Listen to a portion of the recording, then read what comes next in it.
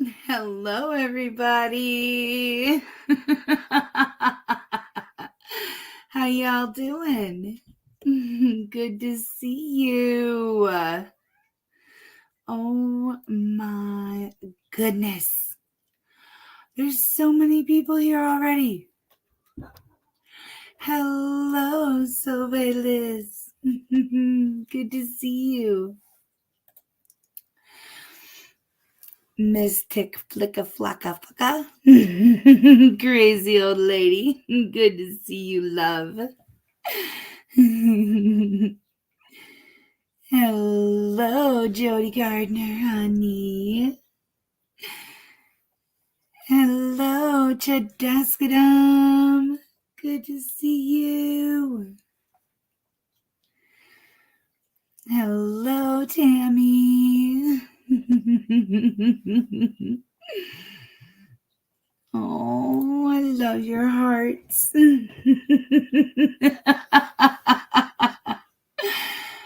Oh.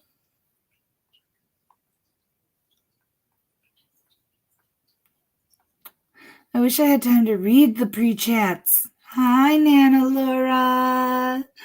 Hi, honey. Lisette Panette. Hi, sweetie pie.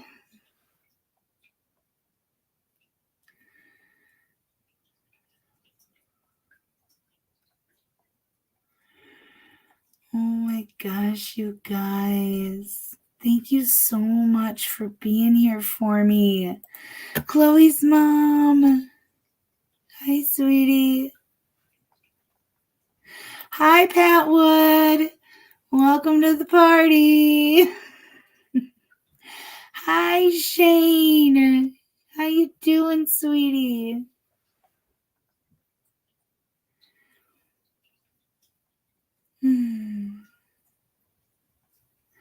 Hi, Emily. My sweet sis, it's like I haven't talked to you in forever. Hi, Rocky Lennon. Good to have you here. Oh my gosh, you guys. I wore a hat because I was late and because I have shower hair. Again, I always do that. I come on fresh out of the shower. But I gotta be pretty for y'all. I know that's funny. Oh, thank you. I love you, Jody. And I think I saw, what was it? I went in, I think it was my Venmo. And I think I saw your name in there. Either Venmo or Cash App or something. And I just wanted to say thank you because I don't think I said thank you yet. Aww, thank you. I really appreciate you.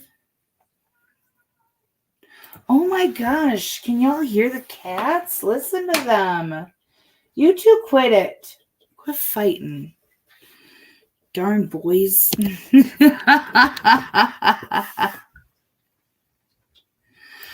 I can't replicate it. I can't. It's the hairdo of champions. I can't do it. It would take me a long time to mess with it like that. And I don't have that kind of time, especially not when I'm late already. I knew I was late. I knew I was late. I was trying to get here, but then I got this horrible muscle spasm and I literally could not move my leg. And so I just hit the voice to text button to Emily. And I'm like, please tell everybody I'm on my way, but I can't move my leg right now. I'm having bad muscle spasm. So, but I got it to pass. I was going to take a muscle relaxer, but then I forgot because I needed to get here.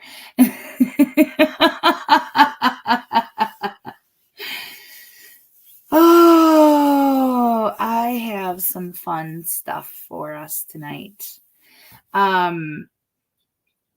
So I got a whole host of clips. I'm going to go until I can't, until I'm falling asleep. Emily is on guard. She will call me. That was not a phone. This is a phone. This is I love you. I am so used to this.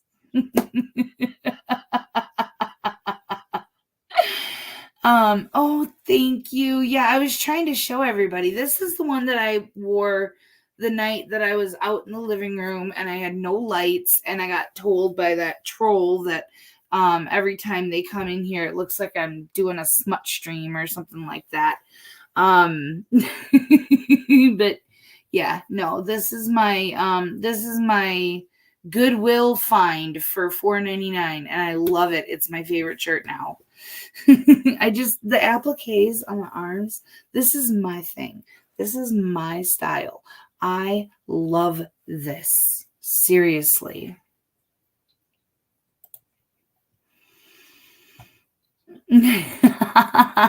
Thank you.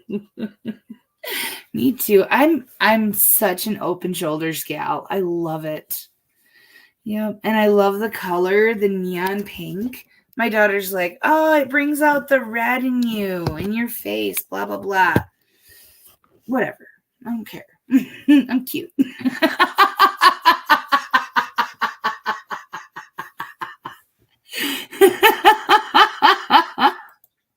Fancy. Here's your one chance, Fancy. Don't let me down. Oh my gosh. You don't even know the half of it. So I used to run a charity. A friend of mine and I started it, and we had to disband it when she developed kidney cancer. And at that point, I physically could no longer do it because literally I was like, she would monitor the Facebook page of it to find out what people needed. And then it was on me to go and acquire said items. And if people posted bed or table set for free, I would have to take the van and load it all up by myself.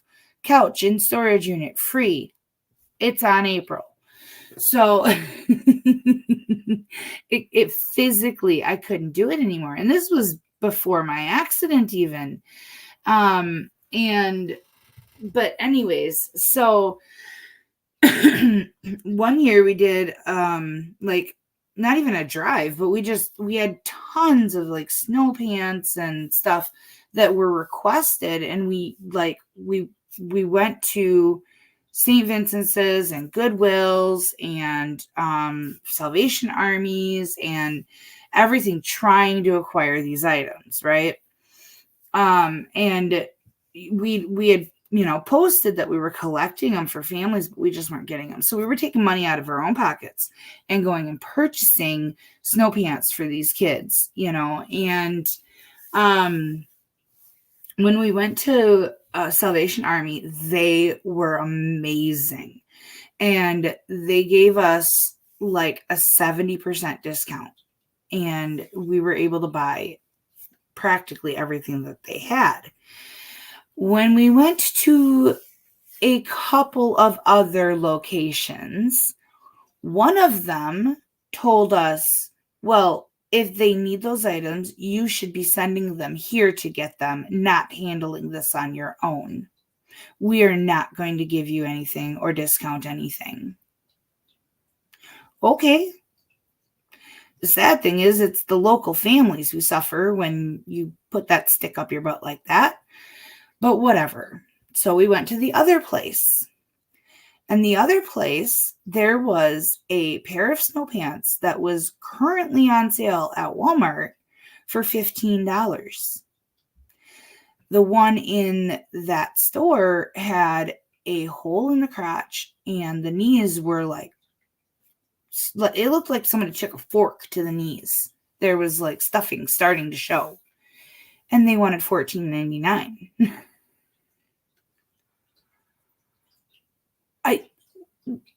Aren't these places for low-income people, families. Like, isn't that the goal, is so that everybody can get the stuff that they need? It was crazy. But we helped a lot of local community families that year. So mostly due to the thanks of the Salvation Army. So I definitely highly recommend them for the love and support that they show to their communities without regard for who's getting it from whom, you know? Nice. That's really sweet. I have a lot of love for them.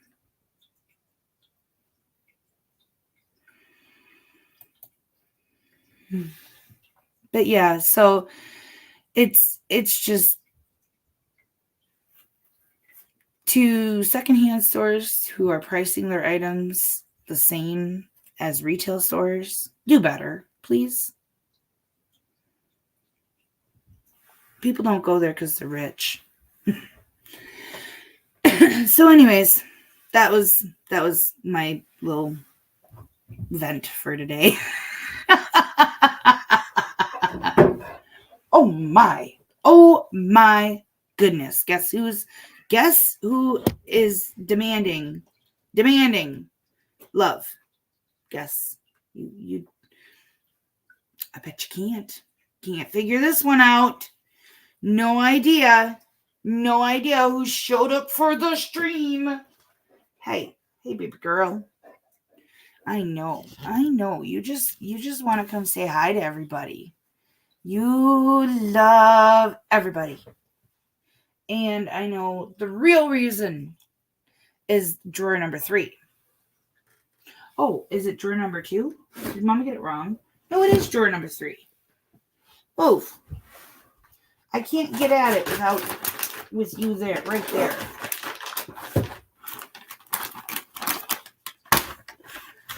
Oh, okay, Billy. I get it. Billy, I will get to yours next, you big fatty fat.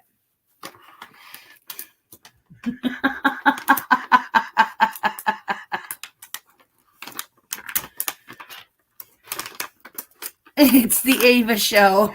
Yeah, Lizette Finette, pretty much at this point. At this point, Ava's like the only reason anybody shows up to this stream. I swear. Oh my goodness. You are powerful.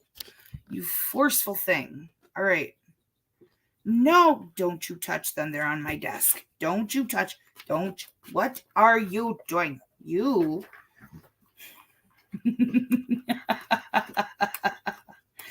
Just wait, y'all. At the end of one of the clips, I have a picture of Ava. You'll know it when you see it. But the clip didn't need any spacers. So at the end of it,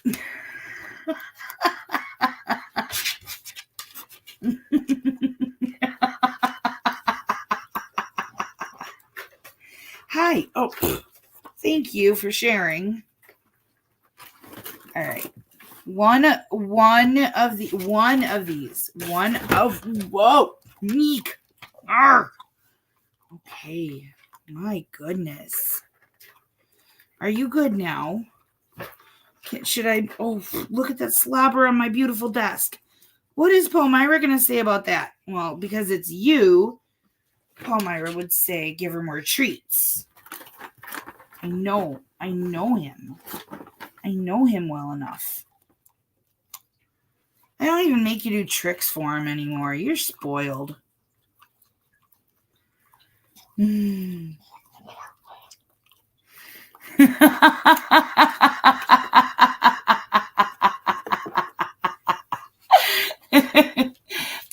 It might have to become a members only perk. That way I can get more members. Right? Everybody loves Ava, though. Everybody loves Ava. And then there's Billy. And then there's Billy. And Billy is just Billy. Look at him. He's like stealing my charger. He's completely got that wrapped in his paw. Can I have that? Can I have that back? Thank you. Like, what's that about? What's that about? Huh? What's that about? You want some treats too? What should I get you? Do you want tuna or do you want frickin' chicken or catnip flavor? You don't like the catnip flavor ones. Only Billy likes those. Ah! No, you're done. You're done. I know, I touched the bag. It made a crinkle sound. And that's like, that calls Ava over, is the crinkle sound. All right. No.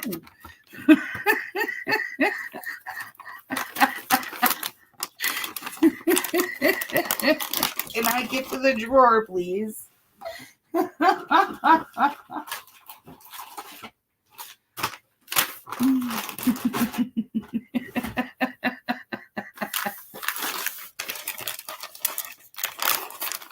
Oh, Shane, Ava does. Ava eats kitty treats. Ava eats kitty poop. Ava don't care. Oh, Billy, you just jumped right in. You didn't do anything cute to get them. Stop it. Stop. I gotta have people see your beautiful face. That was the point of this, was getting your beautiful face up here. Yeah. Like, seriously. I want people to see you. Look at how cute you are. You don't care. You don't care. You just want the foods. Ava has her head on my knee. On my leg right now. Like, Mama, you need to give me more food. More love. More food. Pets. Belly rubs. Aw, there you go, my handsome boy. My handsome boy. I love you. Oh, I know. There's chicken flavor, too. Hi, Earl. Welcome over. Come over, baby boy. Yeah. I caught Billy giving Earl kisses earlier. Like licking him, like cleaning his fur. Here, Earl. I love that you're sharing, but Billy, you gotta stop. You gotta let Earl have some. Okay, Earl. Earl's not the shutterbug that Billy is. Billy just doesn't care. Billy wants food. Billy does not care if there's a camera on. Earl cares. All right, move, Ava. Ava, you're done, honey. No more. Billy, all done. No more. Earl eating his few. Yes. I love you. I love you. Earl will meow. He will. He will. Earl's the talkative one. But he'll meow when I least expect it. Like, I'll walk into a room and he'll just be like, meow. He throws his head when he does it, too. There's Earl. There's my grandbaby boy. Yeah, oh my goodness, Ava, you're jealous tonight. Wow. I know Billy's butt's but like in the way. Come on. And now there we go. Good old paw firm shot.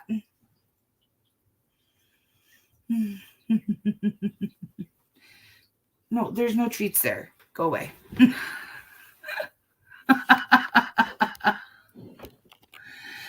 Oh. Hi, Michelle Moreland, honey.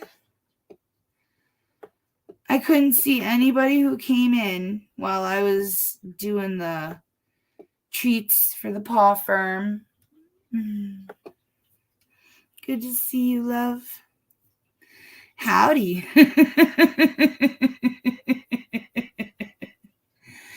Currently, they all are. That's all I have right now. The whole batch is what you contributed to. And they will be for a little while.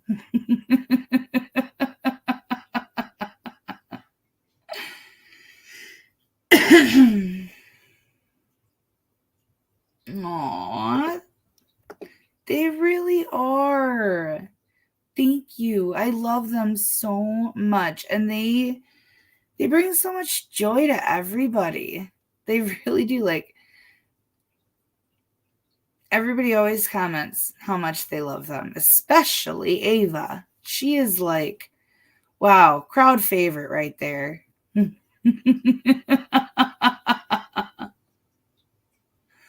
Oh no, Jadaskadam. Hi, Becky D. Good to see you, love. You just missed treat time. All right, guys. I am going to get some clips going because I want to get as many in as I can tonight. I want this to be a really special stream. My daughter, her 18th birthday is coming up. I worked really hard to get a lot of stuff ready for tonight.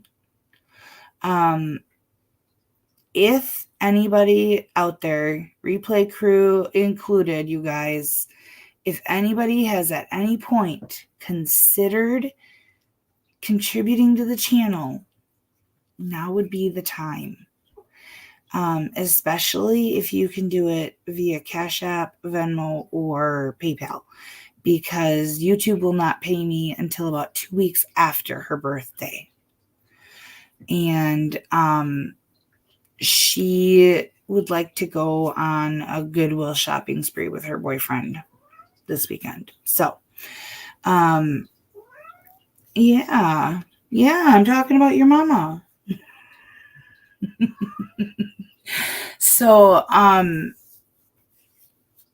everything that I get tonight, probably tomorrow, probably until her birthday,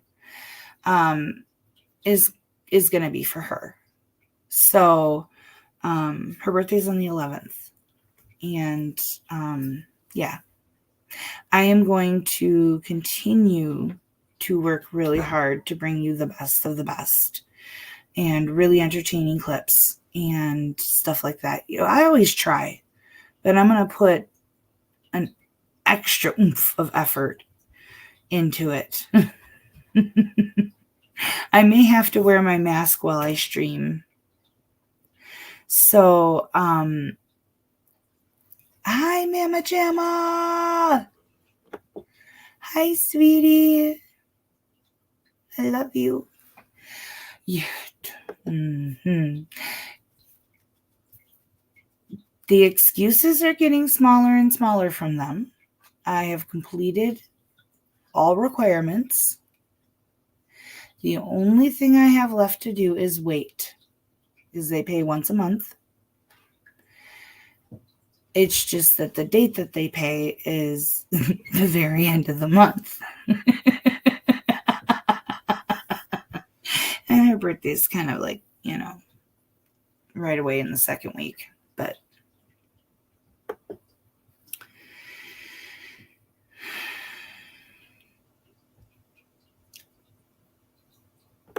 it's on your mom's. That's so sweet. Oh, Jody, they share a birthday. I was born on my mommy's birthday. Yep. Born on my mama's birthday. Nana Laura, that is so cool. I love it, you guys. Hi, Tiana Miller. Good to see you, honey. All right. Enough talk about that, because I'm tired of like trying to keep my voice down.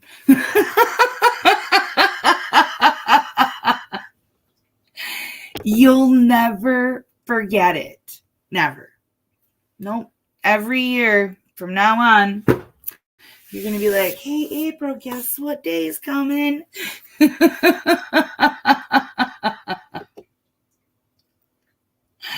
Oh, Chadaskadam, that's awesome. So many February B-days.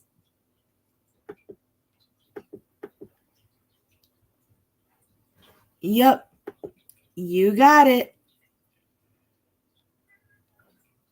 Yep. So, yeah. See, proof I'm not fibbing. But yeah, everything that I get is going to go towards her birthday. It's all going to go to her. She's going to be starting college soon, so she's worried about tuition and books and everything like that. So I want to do as much as I can for her, and this is my job. So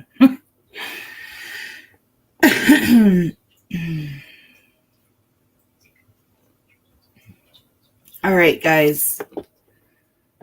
Time for some fun.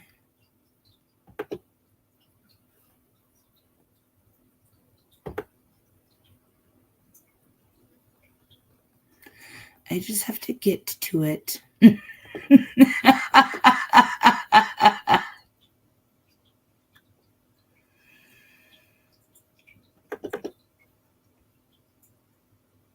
afternoon, everyone. This is Ms. Marshall, Judge Bear's Judicial Case Manager. I need all videos open, please. I need all videos open, please.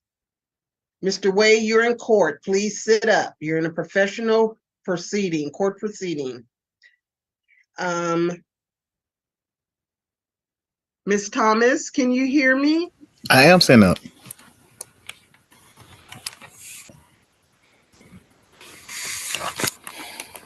Ms. Thomas, can you hear me? Yes, I can hear you. I'm trying to connect to the video. Okay, sorry. How do you do it? I'm using an iPhone, so I'm not sure on how to actually open the video. It should be joined with video or push the little button of the camera. Okay, see recording. Do you have a different device, Ms. Thomas? Yes, hold on. Let me go get it.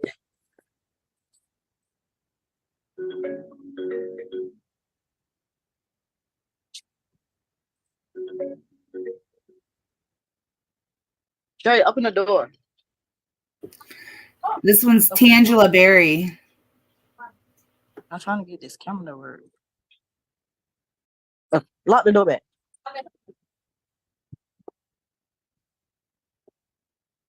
Ms. Thomas, please find you some place you can sit down. That's what I was doing. I had to get my daughter to turn the camera back on. Okay, because it's an official court proceeding, this is a public proceeding. We are streaming live on YouTube. The YouTube link, Zoom link, and password are available on the court's webpage. You must adhere to and abide by professional courtroom decorum. So that means no smoking, no drinking, no eating, no lying in bed, no driving. Can't be at the dentist's office, can't be at the doctor's office.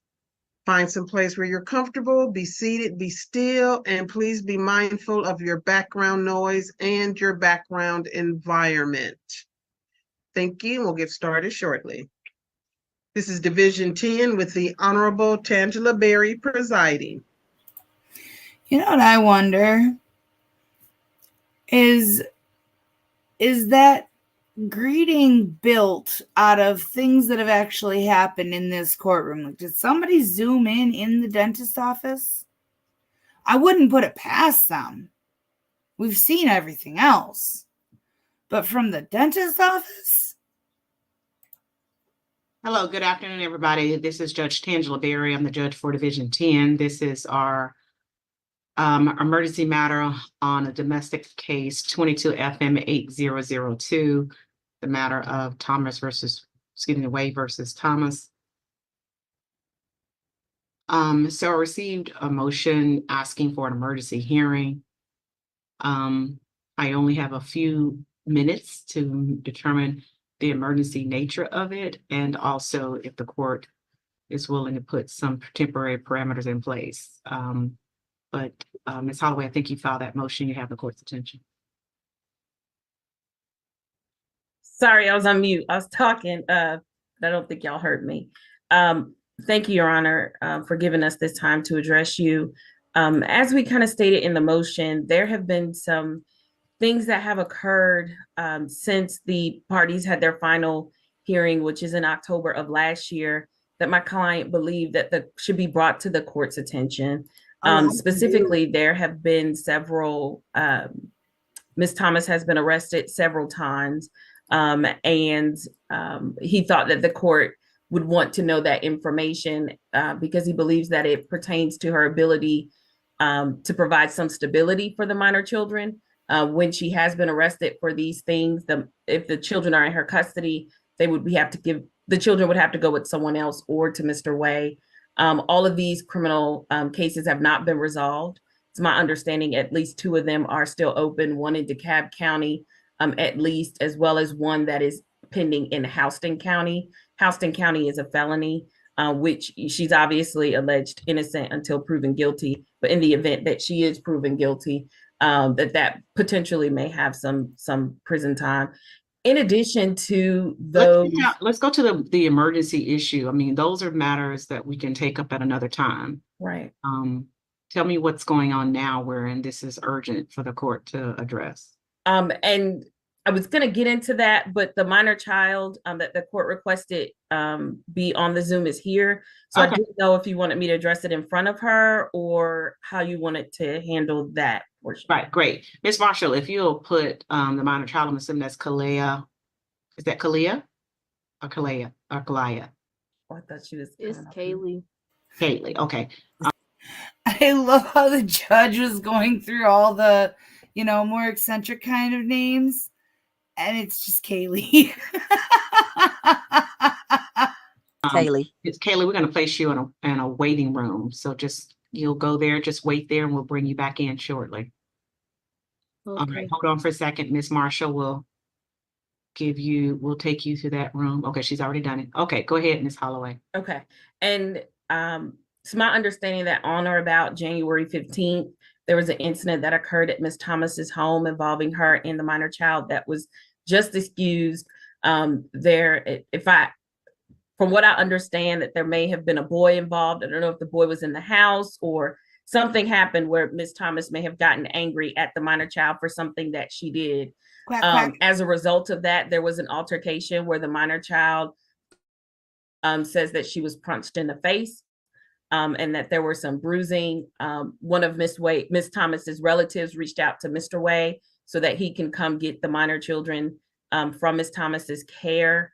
The police were called. Miss Thomas was not arrested for that. DFACS was called. I'm unsure of what was determined, but I believe that case has been closed. Mr. Way's concern is that there has been kind of ongoing friction with Ms. Thomas and this particular minor child.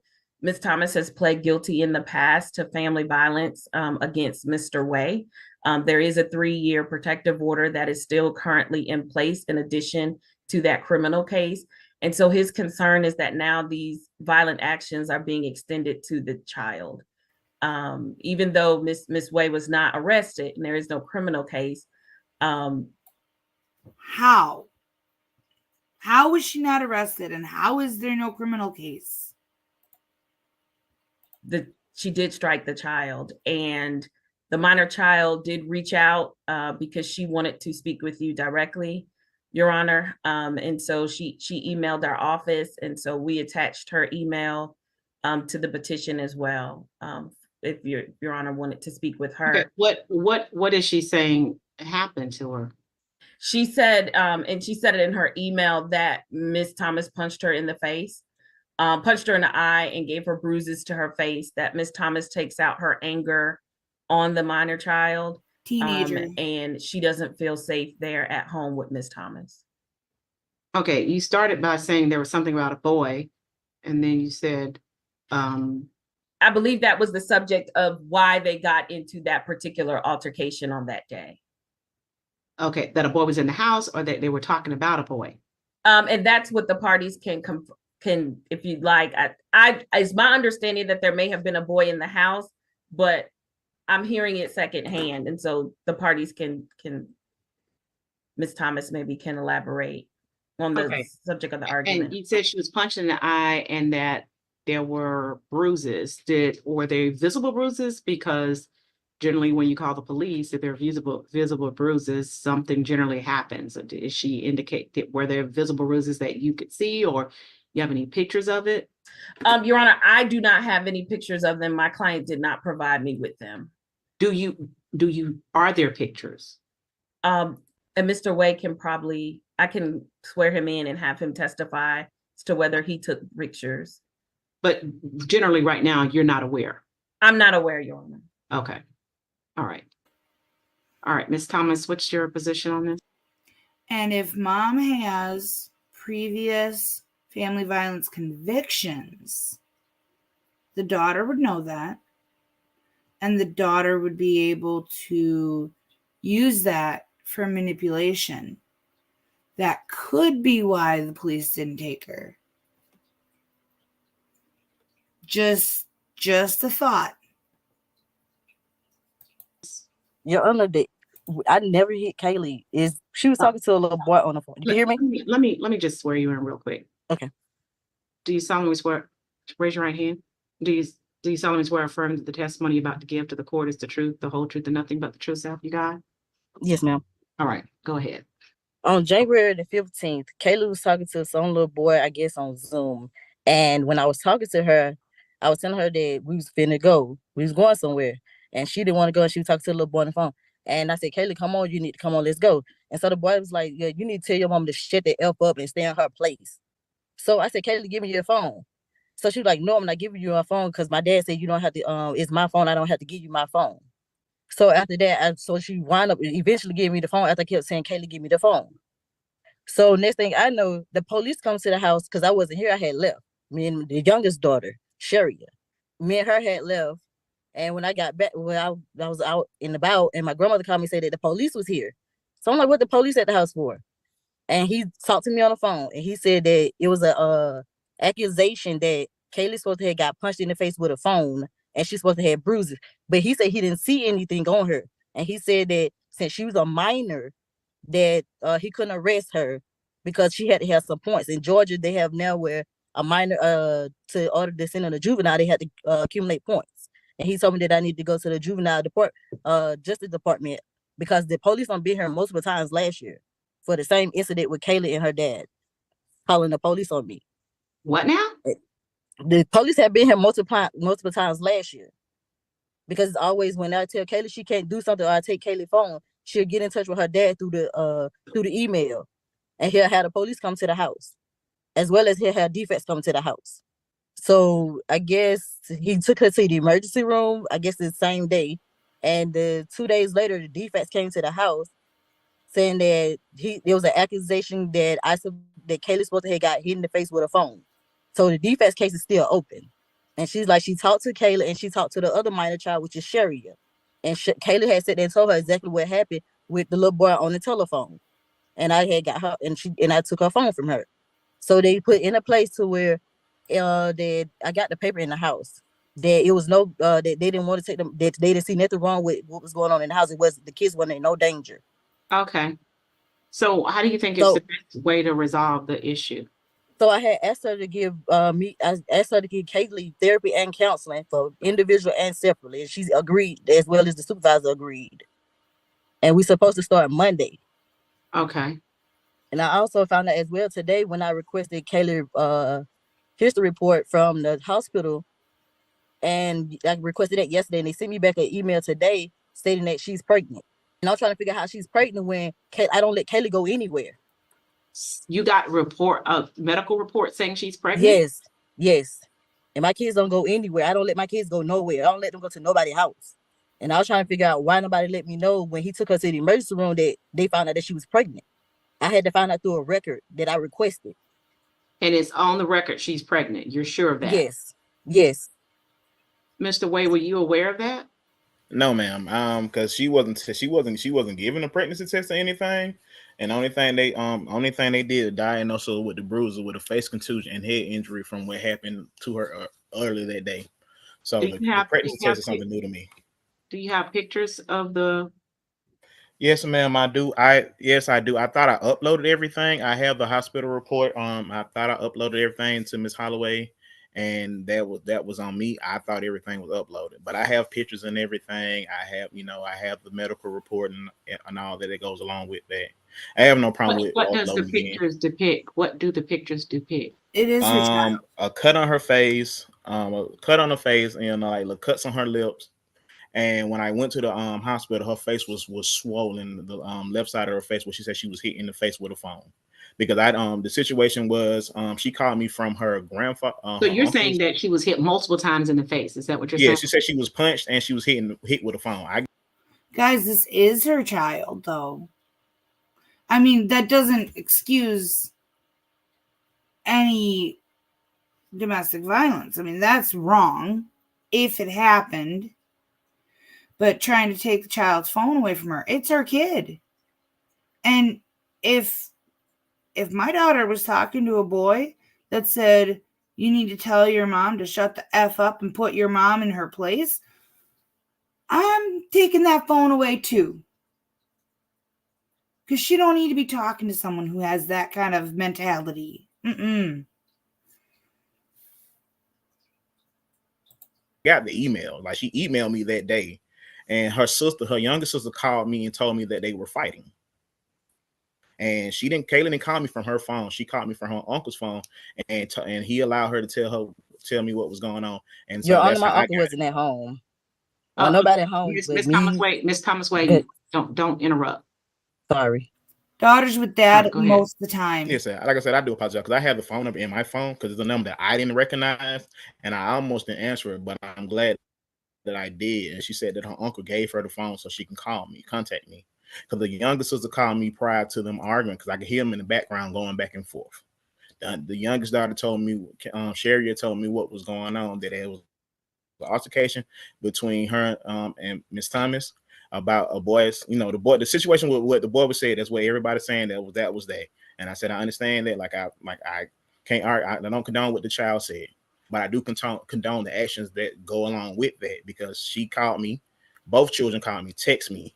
Yeah, I have emails, so that's why I called to see what was going on. And when the initial officer, he didn't see anything, but I noticed something, and I took my child to the hospital, and the doctors conferred with me that she has a facial contusion and head injury. A head injury? Yes, ma'am. They said head injury because they said because of her age. They can you hear me? Yes, head injury where? Yes, head injury. Yes, where? They said that she might have had a concussion. Like up in the area, but they said because of her age, they can't test her for concussions. Okay. All right. Let me go in the breakout room and speak with her. All right. Okay, bring her back in first and then send you to breakout rooms. Okay.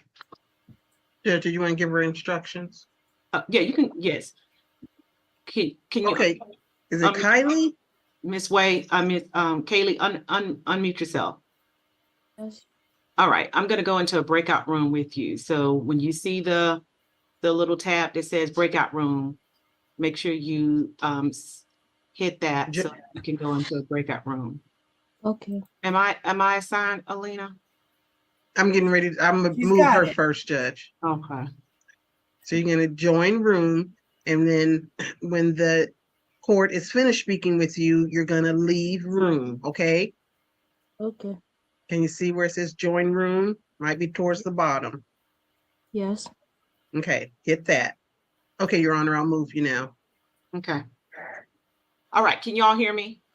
All right. So, Miss Wade, can you tell me what happened that day? Tell me your version of what happened. You're saying that you took the phone and that was that. You never talked with her. Y'all never got into a fight. There was no altercation. Child never said anything. You don't know what she's talking about. Is that what you're telling me? There was no altercation. I don't think when I took her phone, she kept saying that I didn't have to give her phone because her dad said that she don't have to give me nothing because he bought the phone. Oh, okay. So Miss Wade, I thought Miss Wade was still. I thought Miss Wade was in the breakout room. I'm sorry. Hold on for a second. Okay. Miss Marshall, can you put Miss Kaylee in the breakout room for me, please? You want her in the waiting room or the break? Sorry, the waiting room. Yes, ma'am. Thank you. All right, go ahead and tell me what you say again now. So when the little boy, so when I was telling her, let's get ready to go, And I kept saying, Kelly, let's go, let's go. Because her little friend was over. She had a female friend over, and she wasn't feeling good. So I was like, I could take her home. And so I was like, Kelly, let's go. So she was on the phone on Instagram. I guess it was a group of people. And that's when I said, Kaylee, let's go. He's supposed to, you need to tell. He's like, Kaylee, who's that? She was like, their mama. He's like, she needs to stay in her effing place. From yeah, she no, tell her that, yeah, he said she needs to stay in her effing place.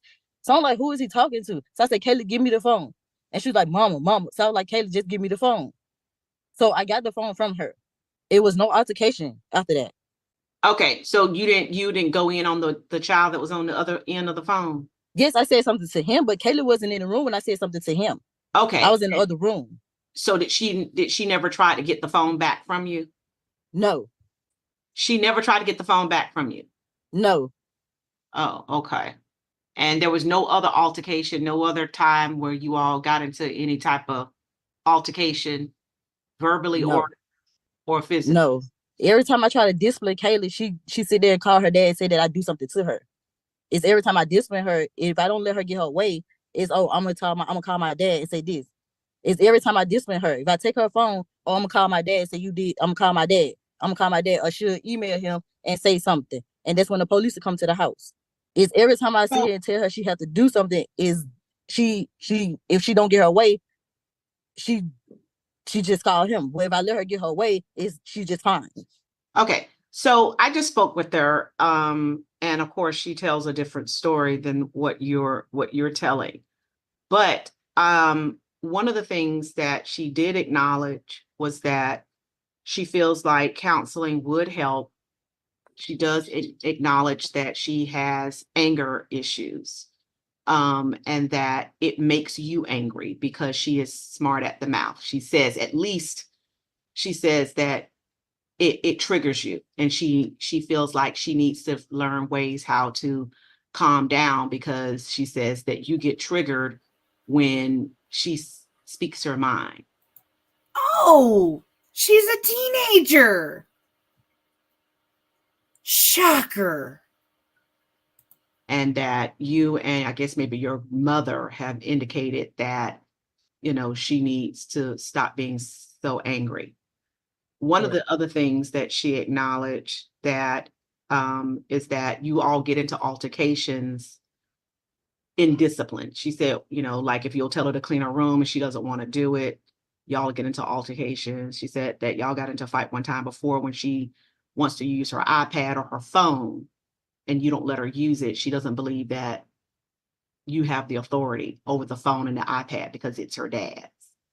And so she appears to acknowledge that she does tell you those things, that she has those, that she doesn't think you have the authority over those devices. And so she kind of takes up for herself in that regard. So she thinks that's what has caused the last altercations. She says, however, that this is not the first physical altercation, that there have been 3, and she went through them with me: fight over the cleaning of the bedroom, fight over the iPad, fight over the phone.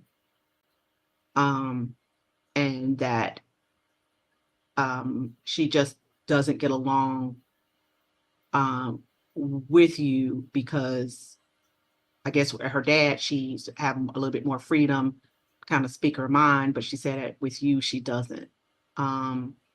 And that you take it quickly and get angry very quickly.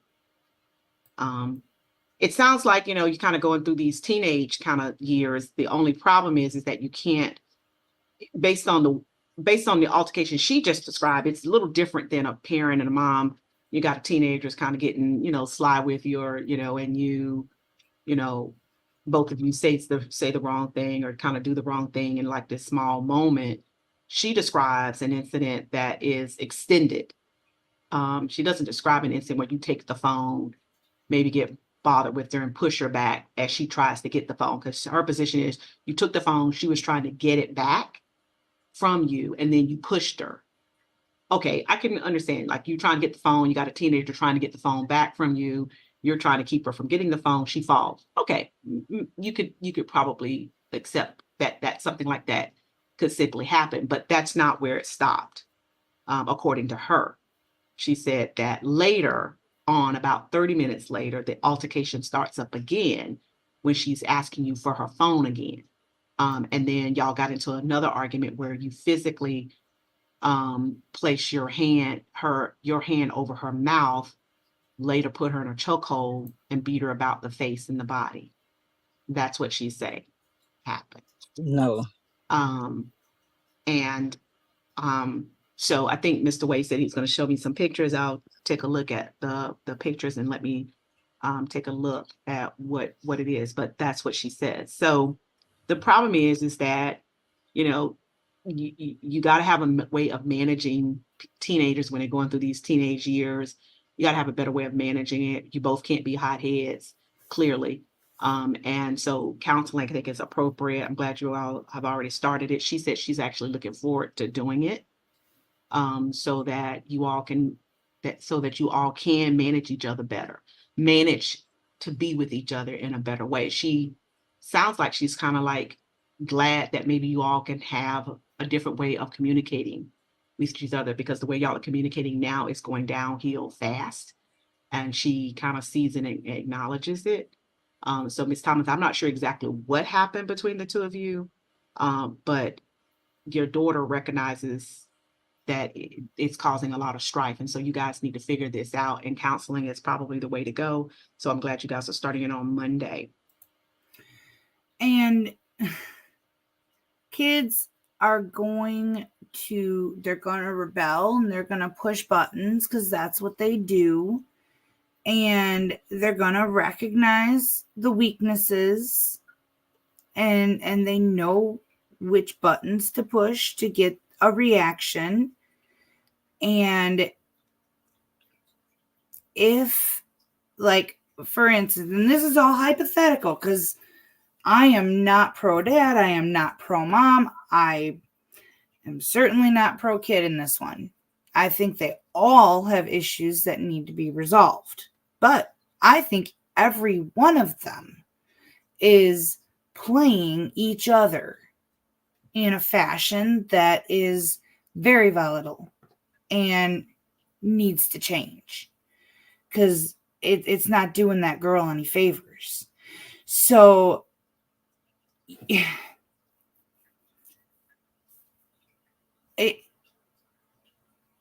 the child, I think, definitely needs counseling. But let's say hypothetically dad lets her do whatever she wants, and that's potentially how she ended up pregnant. If she is, according to the medical documentation that the mom has, she is.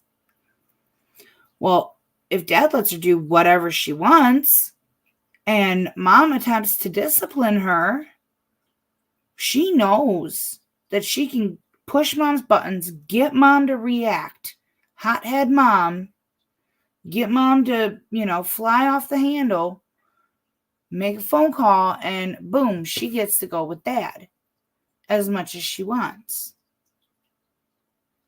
And then she can do whatever she wants, and she'll have absolutely no discipline or interference. Now, I'm not saying that's 100% what happened, but that is one theory. The other thing is, it takes a lot of force to cause a concussion. It doesn't just happen. So how did she go from going to mom's, and then they get into an argument over a phone, but then when dad takes her to the hospital, she has a concussion? Like, they don't just happen. And they don't happen from just, getting a little smack. It takes a lot of force to cause a concussion. And repeated concussions can cause a lot of damage, as they've found out with football players, kids that played football. That's why you have to sign all those concussion waivers for your kid to be in any sport in high school. It's because they get to be very damaging. So, yeah, this one, I don't know. I am open for all opinions because I have no idea who is right, who is wrong, who is at fault. This one's a mystery. I'm going to keep what we have in place. That is that she will remain with dad. And I want to get some counseling underway, and then we'll start back easing into some visitation. I had already met with the girls. I had spoken with them previously, and was about to make some announcements anyway. This is actually not far from the court's original announcement anyway. I had spoken with her. She was very clear she wanted to stay with her dad initially. But that, and that's because she doesn't feel like y'all communicate very well with each other. So she's afraid that you all are going to end up butting heads. And apparently it came to a head while before the court made any decisions. But that is what she said. She said it even at the time when she was in court with me, that she was worried that y'all were going to butt heads. Now, at that point, she didn't tell me she realized that she had a hot temper or that she had a smart mouth. I don't think she acknowledged that. But today, which is really interesting for her to be 13 and acknowledge that she has a smart mouth, and that is what causes you to get angry quickly. But the problem is that you're getting angry too quickly when you have teenagers, and you're not managing that very well. If the court were to believe what she presented as to this altercation. And you got to learn how to manage your anger when you have someone who is talking back the way she said that she was. Along those lines, Mr. Wade, when you are also managing her, you cannot give a 13-year-old the feeling that she could control her mother based on how you feel like she should control her mother. In other words, she feels very strong that those phones are hers and that device is hers, and that Miss Wade does not have authority over it. And that is coming from you. Like, you're telling her that, and you can't do that. Because what happens is that she's in Miss Wade's home, giving your rules. And then you're gonna have them clashing unnecessarily. You got to let let your 13-year-old know that if her mom takes the phone for punishment, then that's the phone for punishment. She can't tell her mom, you can't take it. Okay? Because she has the right to parent her child as long as her child is not in danger, as long as it's just for a punishment for purposes for, a few hours, as long as you're still able to contact your child. We got to figure out a way to, and particularly when we're talking about 13 teenagers, they love their devices and they will fight you and hurt you if you take their device from you. I have them at my house, and I know what happens if you try to take a teenager's phone. It's almost if you have disconnected them with the rest of the world, and they will go nuts. But we as parents have to learn how to deal with that and figure out ways of orchestrating ways to punish them appropriately, and not take away from the other parent's ability to parent when you're not there. And so I did find that to be interesting that, she stood by those phones, those devices as being her dad's, and her way of communicating with her dad. So that is something that we need to work on.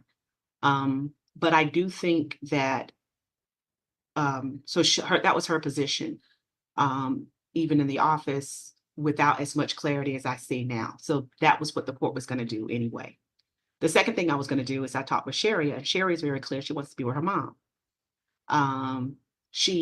It's not like she has anything negative to say about Mr. Wade. She just does prefer her mom, but she loves her sister and wants to spend as much time with her sister. So that made her torn, because she was like, I feel like my sister, because I didn't tell them, I interviewed them separately. And so I didn't tell them what one person said of the other. She feels like, what she said was, I feel like my sister's going to choose my dad. And that means I'm not going to be with my sister. And that makes me sad, because she really wants to spend her time and evening with her sister, but she also wants to be with her mom.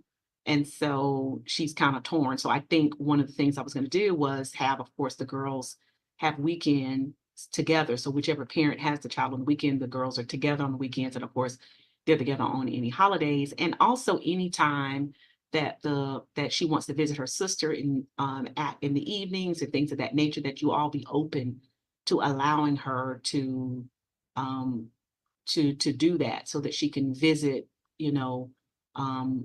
as often as she can.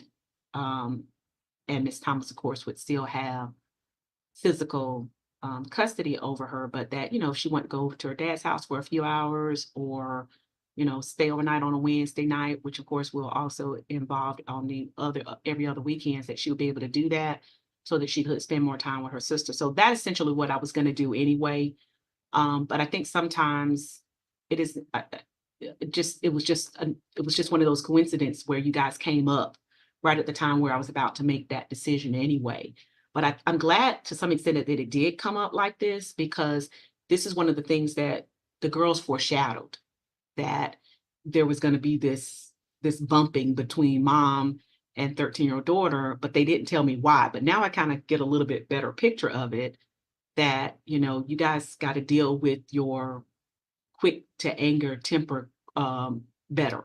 And so the counseling, I think, it certainly will be able to do that.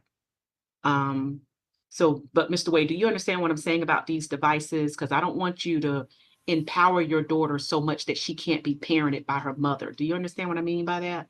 Yes, ma'am, but that's not what I tell her. Okay, what'd you tell her? I tell her if she get in trouble, like regardless what, that's some mama household, so she has to abide by that. I don't tell her that I understand it's my device. I just don't want anything to be broken. But if she's in trouble, like I said, I get her the phone. But my situation is when she doesn't have her phone, I don't really have a way to communicate with her. Yeah. So unless I talk to the younger sister, but then the younger sister, become things go wrong with that situation, and I can't contact the kids at all times.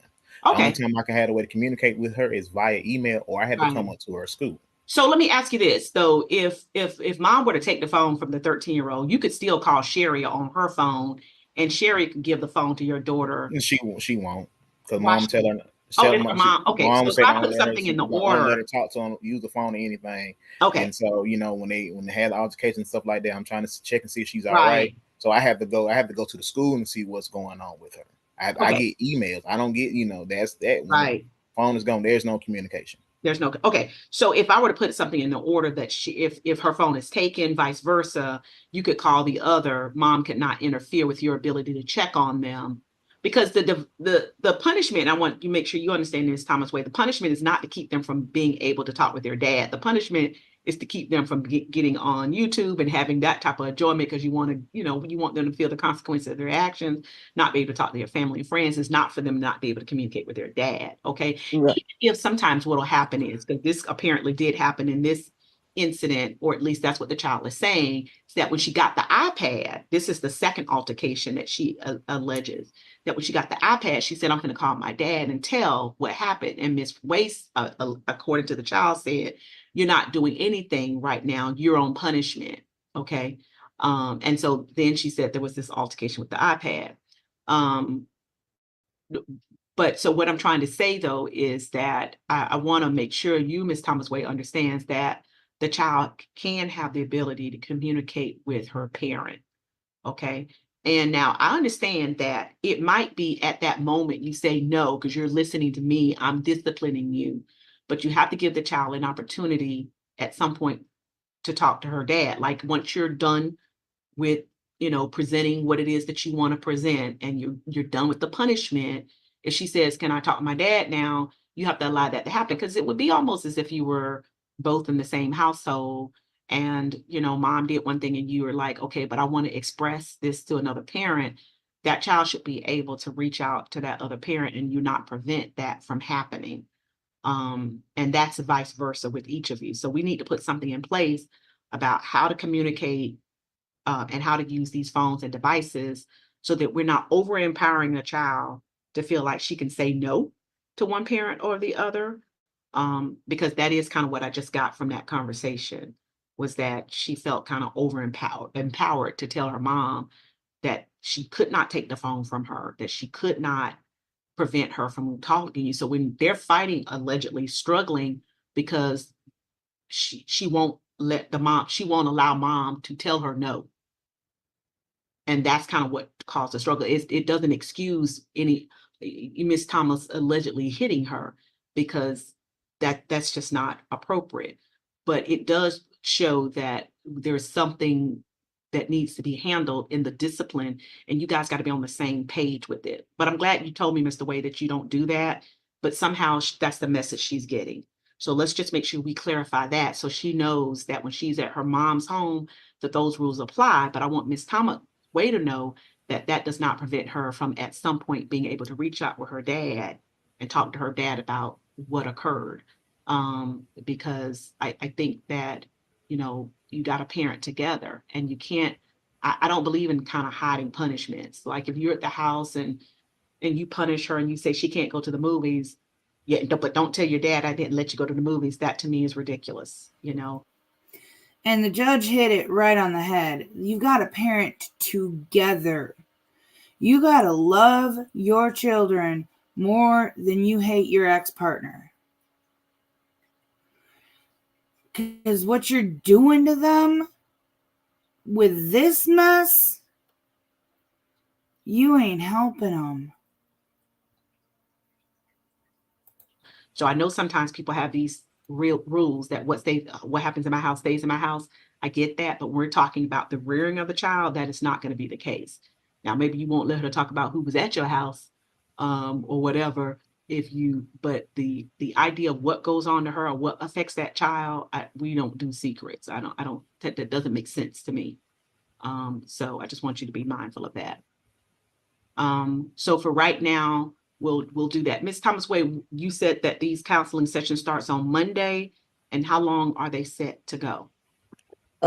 She didn't actually say yet. I think when defects, because I think normally it'd be like a month or two, if I'm not mistaken. Because it'll be the second time with defects that we've been on the counseling and therapy. Okay, so y'all have done this before.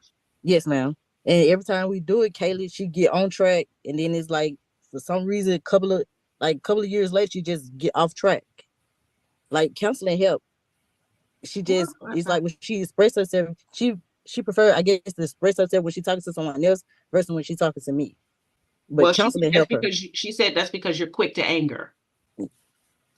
And so that causes a problem, because you have somebody who's 13 who is strong in her feelings, because sometimes you do have a determined child, which is a good thing to Yes. some extent, but you know, she has to understand the level of respect that's necessary for a parent. But you know, all kids aren't always yes ma'am, no ma'am.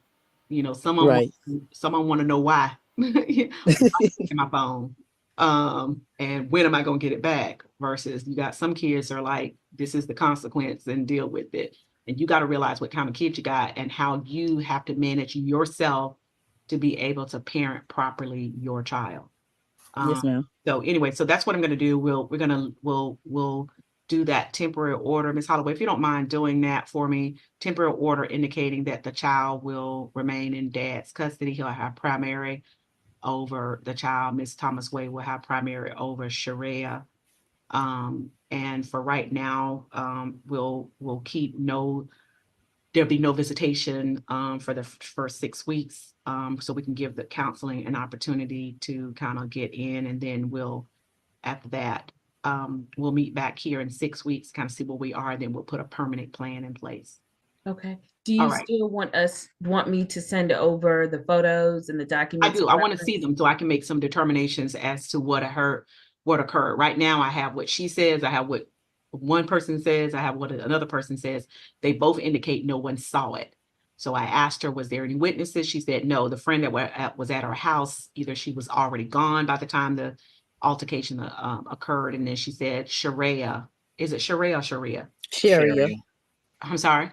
Sharia was not around. So she said Sharia did not see anything. So all I have is one board over the other.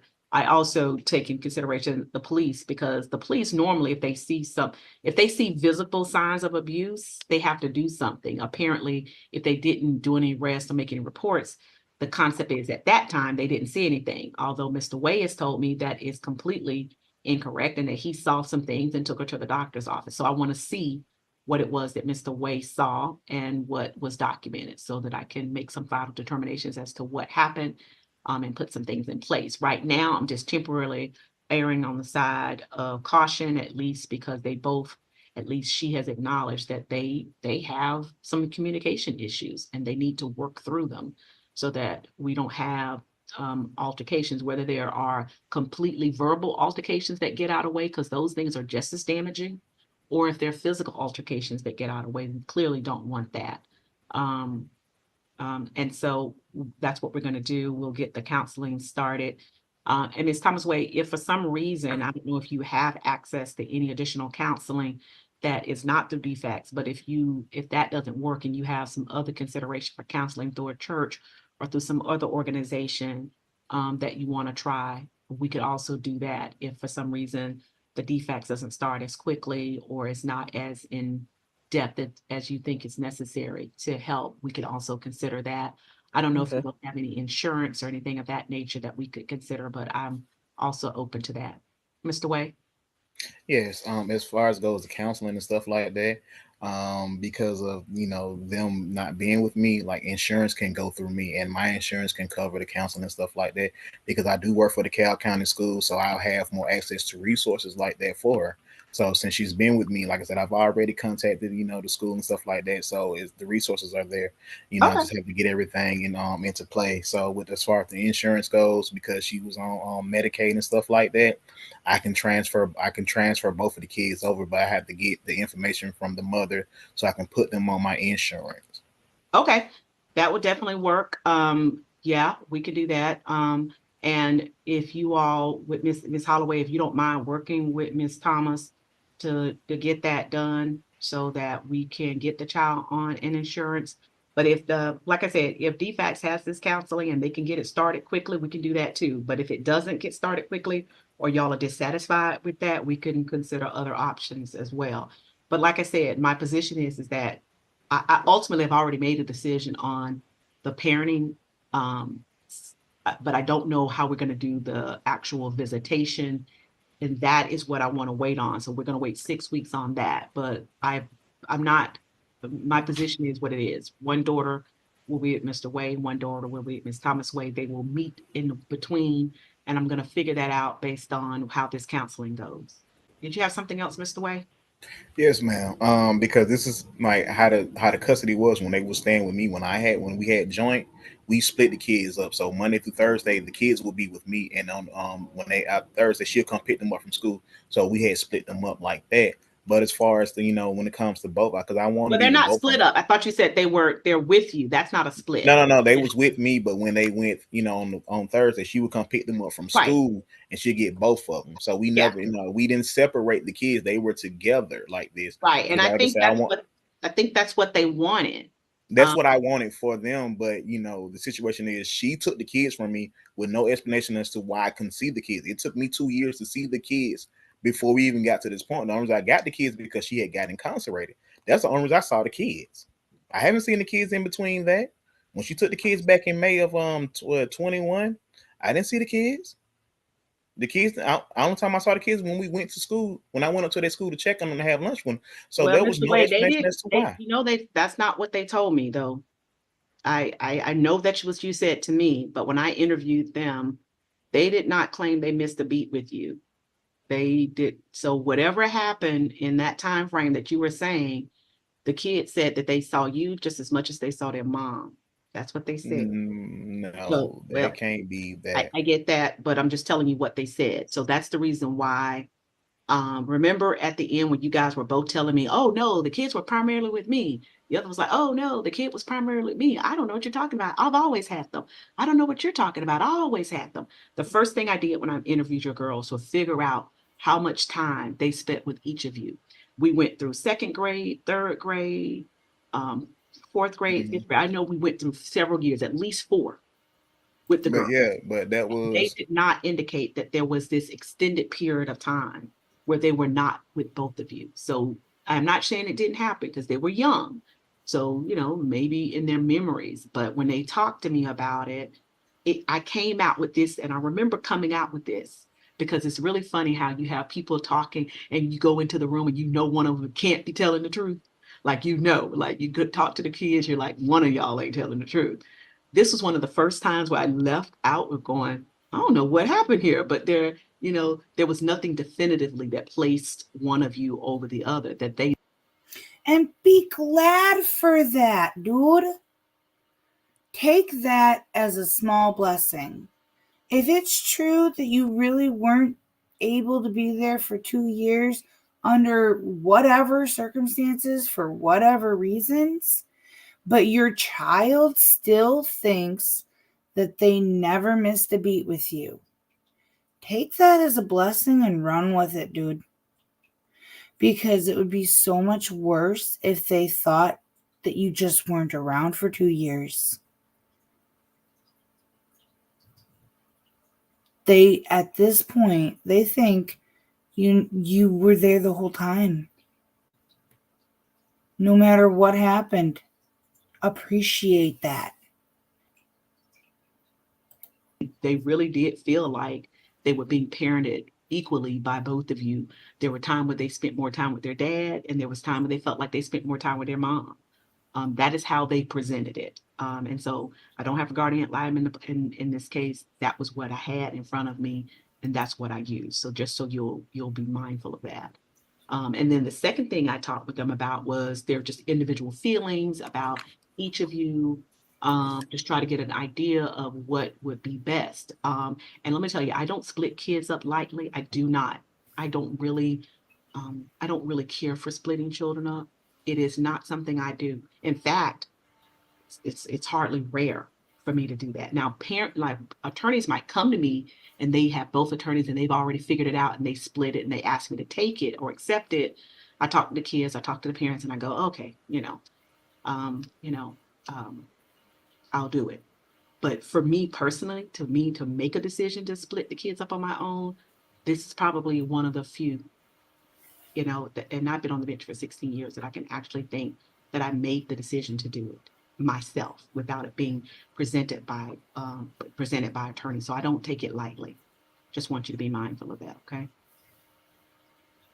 Your Honor, one thing, and I'm not really sure how to address this because I think I recall that we're on YouTube, but there was an accusation that the minor child was pregnant. Yes, she has no idea where that came from. Okay. She's very concerned about that. She says maybe somebody got the wrong medical record or misread it. She said she has no idea. She appeared to be genuinely shocked and she was confused. So it looked like maybe Ms. Thomas Way I don't know, whatever you have, Ms. Thomas Way, please share it with Mr. Way. She seems to believe she has no idea how that could even happen. So there you go. Share it with the court. Do you want me to send it to Kaylee? Because since I can't contact Mr. Way, you want me to just send it through Kaylee? Ms. Holloway. Send it Ms. Holloway so Ms. Holloway can have that record and then figure out. But that's what she says. She has no idea how that could be the case. And I've emailed Ms. Marshall and I copied Ms. Thomas Way with the photos and things we talked about today. So she can just respond back to that email, and then that's with the court as well as with me. Well, if she's 13 and doesn't know how it could have happened, there are some very educational YouTube videos out there that'll explain it to her. Okay. All right, then. So there we are for now. And we will meet back here in 6 weeks to finalize everything. And that's basically in the finalization, we're going to talk about communication piece, the phone, how we're going to handle that, how we're going to do holidays, how we're going to do the midday visitation or something of that nature.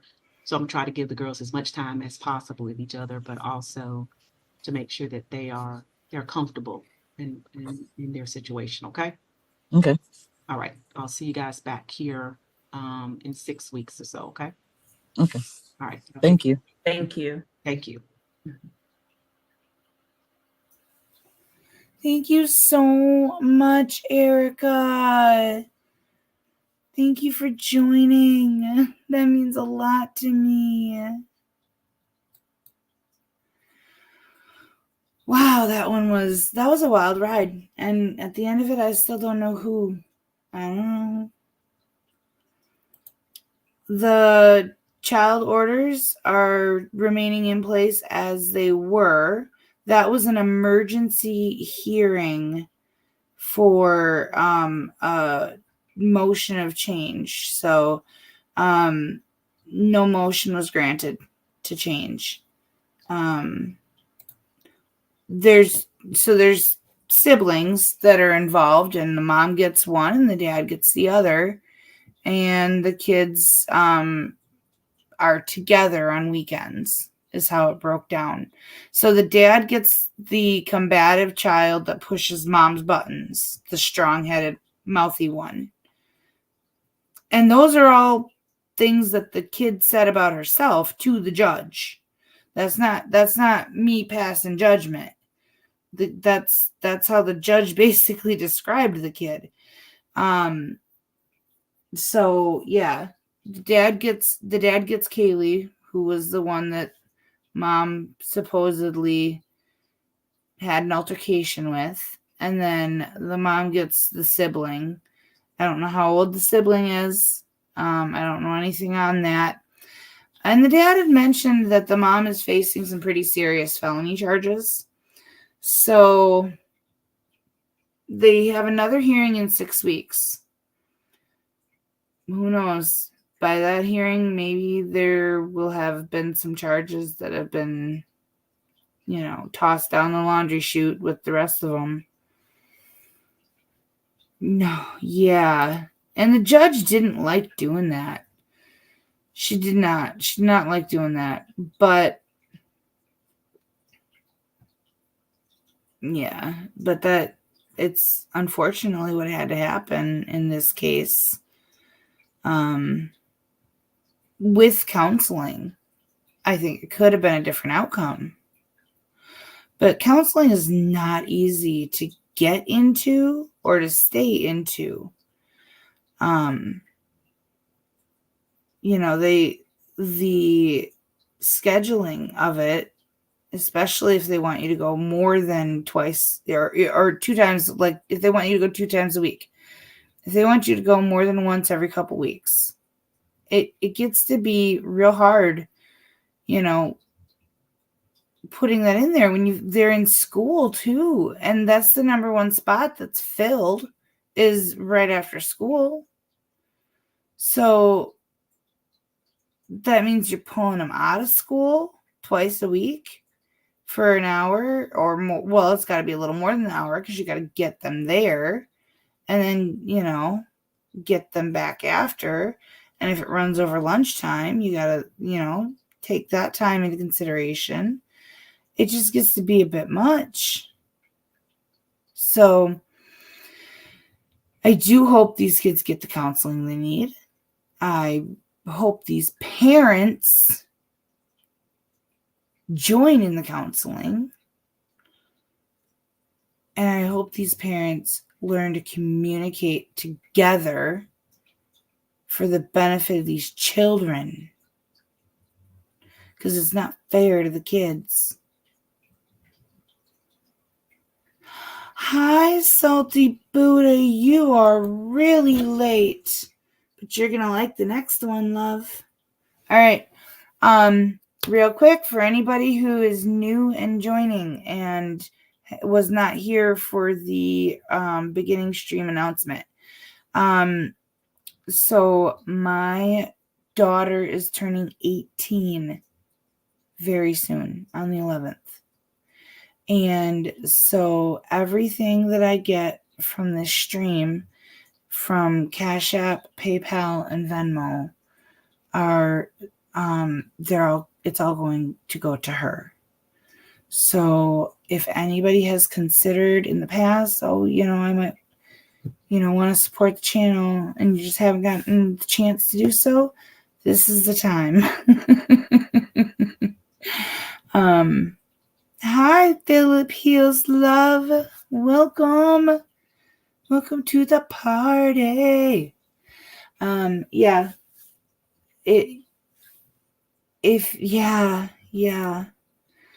So, this is my job. This is what I do. This is my job. So if y'all have considered contributing, yeah. And the reason why I say PayPal, Venmo, or Cash App is because YouTube won't pay my first check ever until a couple weeks after her birthday.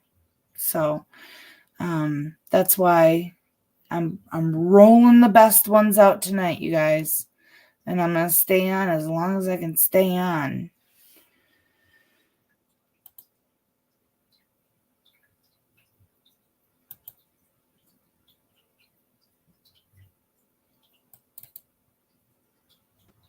Ladies, can you hear me? My audio? Yes.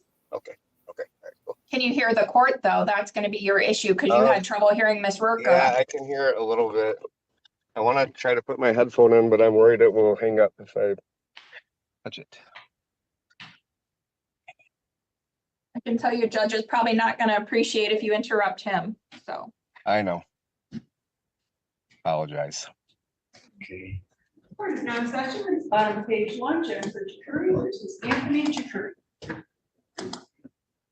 Philip, I never knew. Record this matters before the court and the plaintiff's motion for to show cause. Defendant's motion for to show cause. The defendant's motion modified parenting time and other relief. This hearing is being conducted via Zoom. Present is Attorney Leah Rourke representing the plaintiff, Jennifer Chikuri. Mr. Chikuri appears to be present. In addition, defendant father Anthony Chikuri is also present. Good morning, everyone. Morning. Morning, Your Honor. morning, The Your parties Honor. have conferred with Ms. LaPrade. Good morning, Ms. LaPrade, who has provided the court the fine recommendation. That parenting time shall be as follows. Father may have parenting time in Michigan, giving mother 7 days notice when he will be in Michigan. And that parenting, and presumably that's reasonable liberal parenting time. Excuse me, when he's in Michigan. In addition, father shall have a reasonable liberal phone contact with the minor child of the parties, as long as it's appropriate. Further, that there should be no discussion of these court proceedings with the minor child. I know it's been alleged that the defendant father has shared app close communications to the 14-year-old child, and the court certainly hope that is not true, because if so, that's a basis for contempt. Further, it's recommended that defendant shall receive the air compressor. The defendant shall put a third party in place to receive the compressor. And all communication between parties shall be only on app close, only regarding the minor child. Finally, Ms. Rourke is requesting attorney fees. That is a recommendation. Ms. Rourke, is this recommendation agreed with your client this morning? It is, Your Honor. However, we are still requesting that Mr. Chikuri provide a substance abuse evaluation, the full evaluation, in accordance with this court's 3 previous orders to that effect, as he's not done so. We also had filed a show cause on February 1st as he's continued to communicate with the child about this case. The copy of that should be in the court's file. We included the text message screenshots when Mr. Chikuri filed his motion regarding parenting time. He sent text messages to the child about that filing. He went so far as to take a photograph of outside of the court's chambers on the 4th floor of the courthouse and sent that photograph in a text message to the child with the text, "I'm working on seeing you." Mr. Chikuri has continually disregarded this court's orders when it comes to communication about the case and about my client, and the disparaging remarks. They've been ongoing. He's admitted that before this court. We filed our show cause on November 22nd, I believe it was, for the same issue, when he sent screenshots of the app close communications to the child. The request for attorney's fees, that was heard, I believe it was on December the 5th. The court reserved our request for attorney's fees. We're renewing that request for that show cause and also requesting fees for this one. Mr. Chikuri just continues to show a complete and utter disregard for this court and its orders, and has been incredibly defensive with statements along the lines of he's going to communicate with his daughter about whatever he wants to communicate with her about. And it's inappropriate. Great, thank you. Mr. Chikuri used to reside in the state of Florida. I'm sorry, one second, Your Honor. I have trouble hearing you. Could you say that again? Do you still reside in the state of Florida? Yes, Your Honor. All right. So, I initially filed a show cause for today. And Jennifer added on to it. So this is the issue, and I submitted all of this to the court. I don't know if you saw it. My main problem has been since June. I was hospitalized. Jennifer told you, the courts, that it was because of a methamphetamine overdose, and that I told her on the phone call that I use meth, and my parental rights were taken away.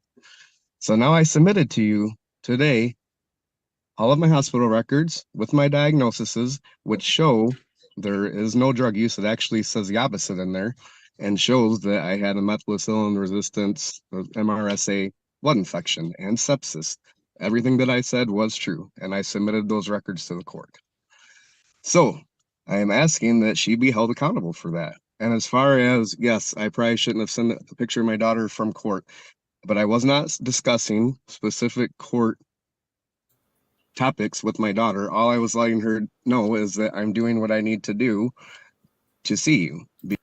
That is completely inappropriate. You may have thought there was no harm in it, but leave your kid out of the court hearings and the adult drama. Leave your kid out of that. It adds stress to the child's life. That ain't fair. Because for the last 6 months, all she's been told is that I'm a meth addict, and it's destroyed our relationship. Yes, I have a history of substance abuse. Is it present? No. Is it something I will struggle with the rest of my life? Yes. Prove you're not. But I've been homeless for the last 2 months. I found a job. I worked myself out of that. I have a vehicle now. I'm back in my union job, making good money. Within 4 or 5 weeks, I'll have my own place again. I'm doing everything that I need to do. But the other issue is that in August, Jennifer did not respond to me. So in August, you gave us the order for me to get my stuff out of Michigan by September 1st. I went on app close. I was messaging Jennifer, but there was also the issue of me doing the first drug assessment. I guess I should backtrack and go there. So yes, I did do another drug assessment, and I did do your analysis, and that was all negative. So I spoke with the legal team at the Freedom Center. Okay. So they are assuring me that they are giving the court exactly what you guys need. There is nothing else. That is the drug assessment. That is the valuation of the DSM-5, whatever you call it. But I mean, I don't know what else to give you, but they are accredited. They are licensed. It is legitimate. And I've done it twice now. And it's that what they give you is not going to change no matter what treatment center I go to. It's going to be the same letter. They're going to say, okay, he passed the drug test. He's telling us he's not in active drug use. I think Miss Ruka and Jennifer want to see me put an inpatient somewhere or want me to go do an inpatient treatment center. And it's not feasible, and it's not what they recommend. But Miss Ruka and Jennifer have a problem with that, of their recommendation more than anything. But the fact is, I've done it twice now, and I've done the urinalysis, and it came back negative. That being said, I was supposed to get my daughter at the end of the summer, and I was supposed to get my belongings at the end of the summer. Okay, so I reached out to Jennifer on app close. She did not respond to me for 10 days about me coming to Michigan and getting my belongings. But that also happened at the same time with Reese. And then Miss Rucker saying that my first drug assessment was illegitimate or whatever. They didn't accept it because I did it too fast. Okay, whatever. I understand that happened. But at that point, I had to hire an attorney. My attorney advised me to stop talking to Jennifer about getting my belongings and stop talking about Reese. But the thing is from when that happened in August, we didn't go to court until November. And Jennifer and Ms. Ruka stated today in front of the magistrate that as of November 10th, Jennifer still had all my belongings from the house. But somehow between November 10th and December 5th, from the last time that we talked, all of that's gone missing. Jennifer brought my belongings to U-Haul, but she only brought one bed, or not a bed, a futon, and 4 or 5 boxes of garbage and a dresser. Mr. Jukery, so I paid this money for U-Haul when I'm homeless. Mr. Jukery, and I hold on, Mr. Jukery, hold on. You just can't go on and on and on and on. Is there still a dispute as to personal property, Ms. Ruka? There is. I know that was an issue raised in the pleadings, but the recommendation is not to address that. Is there still, are the parties still arguing over the personal property other than the compressor? We did file a response to the show cause, explaining all of the attempts my client made. Is it still an issue? Is it still an issue? My I client understand, agrees I've read the pleadings. Right. So my client will return the air compressor. She has no problem. As far as anything else, she doesn't have in her possession any of the tools and things like that. She stored what she could after she moved. The initial agreement in August regarding the furniture was made because there were multiple pieces of furniture. Because he didn't come and make the arrangements to get his stuff for months, she couldn't store and couldn't leave that stuff. So she no longer has that extra furniture. She stored the thing she was able to store. She's returned. Do you understand that, Mr. Jukri? Do you understand that? You received all copies of pleadings by Miss Rurka.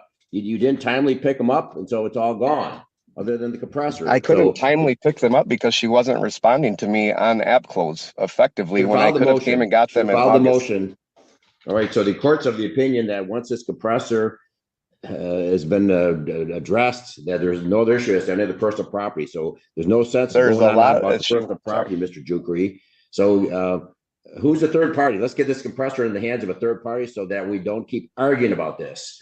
The court can't. I don't care about the compressor. What I care about is the $8,500 worth of other stuff I didn't get. Okay, let's agree upon a third party. Who is Miss Jukri going to give the compressor to? I do not care about the compressor. All right. Okay. I care about the other furniture. Okay, Mr. Your Honor, on December hold 5th, when we were. Hold on. Let's eliminate any reference to the compressor. Sure. So again, well, actually, we should probably reference that the defendant no longer requests the compressor. So Ms. Jukri can do whatever you want with that. Is that correct then, Ms. Jukri, if I'm understanding you correctly? Correct. All right. So, okay, so we have no issue with personal property. So let's talk about the app close. So Mr. Jukri, I don't know what would motivate you to send a picture of the courtroom door to your daughter. What is that about? I mean, that sounds like somebody that is having some mental health issues. I just wanted my daughter to know that I was doing what I needed to do to see her. No, just showing her Mr. because Jukri, Jennifer is telling her that I'm a meth addict. She's a minor. You don't tell her about these court proceedings at all. That is inappropriate, clearly inappropriate. And with respect to your substance abuse assessment, one time the court ordered you did the 14-panel hair follicle test. That was back in October. I've never seen that. You overturned that. You said I didn't need to do it. That was dated. That was like, as I recall, dated like on the same day as we had the court hearing. Clearly fraudulent.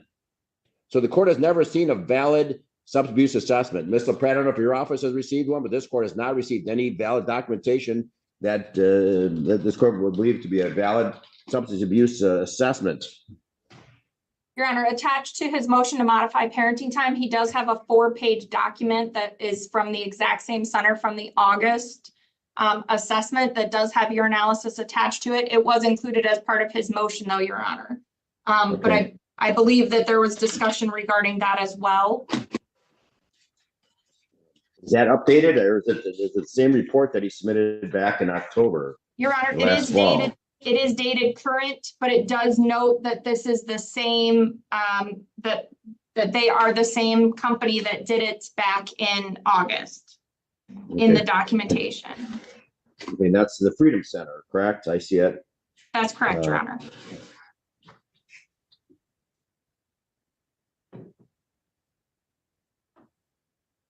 It sounds like this was just a report after an interview, and it looks like it's basically just a reprint of the letter that was dated August 16th to Mr. Jukri.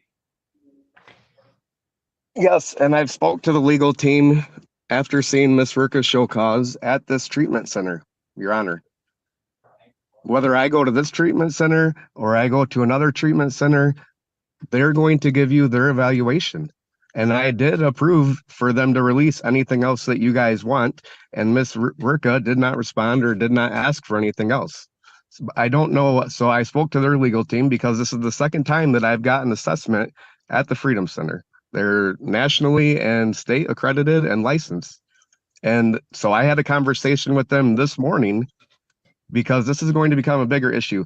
this is what they will give you when the court requires a drug assessment evaluation for this situation. This is what they will provide.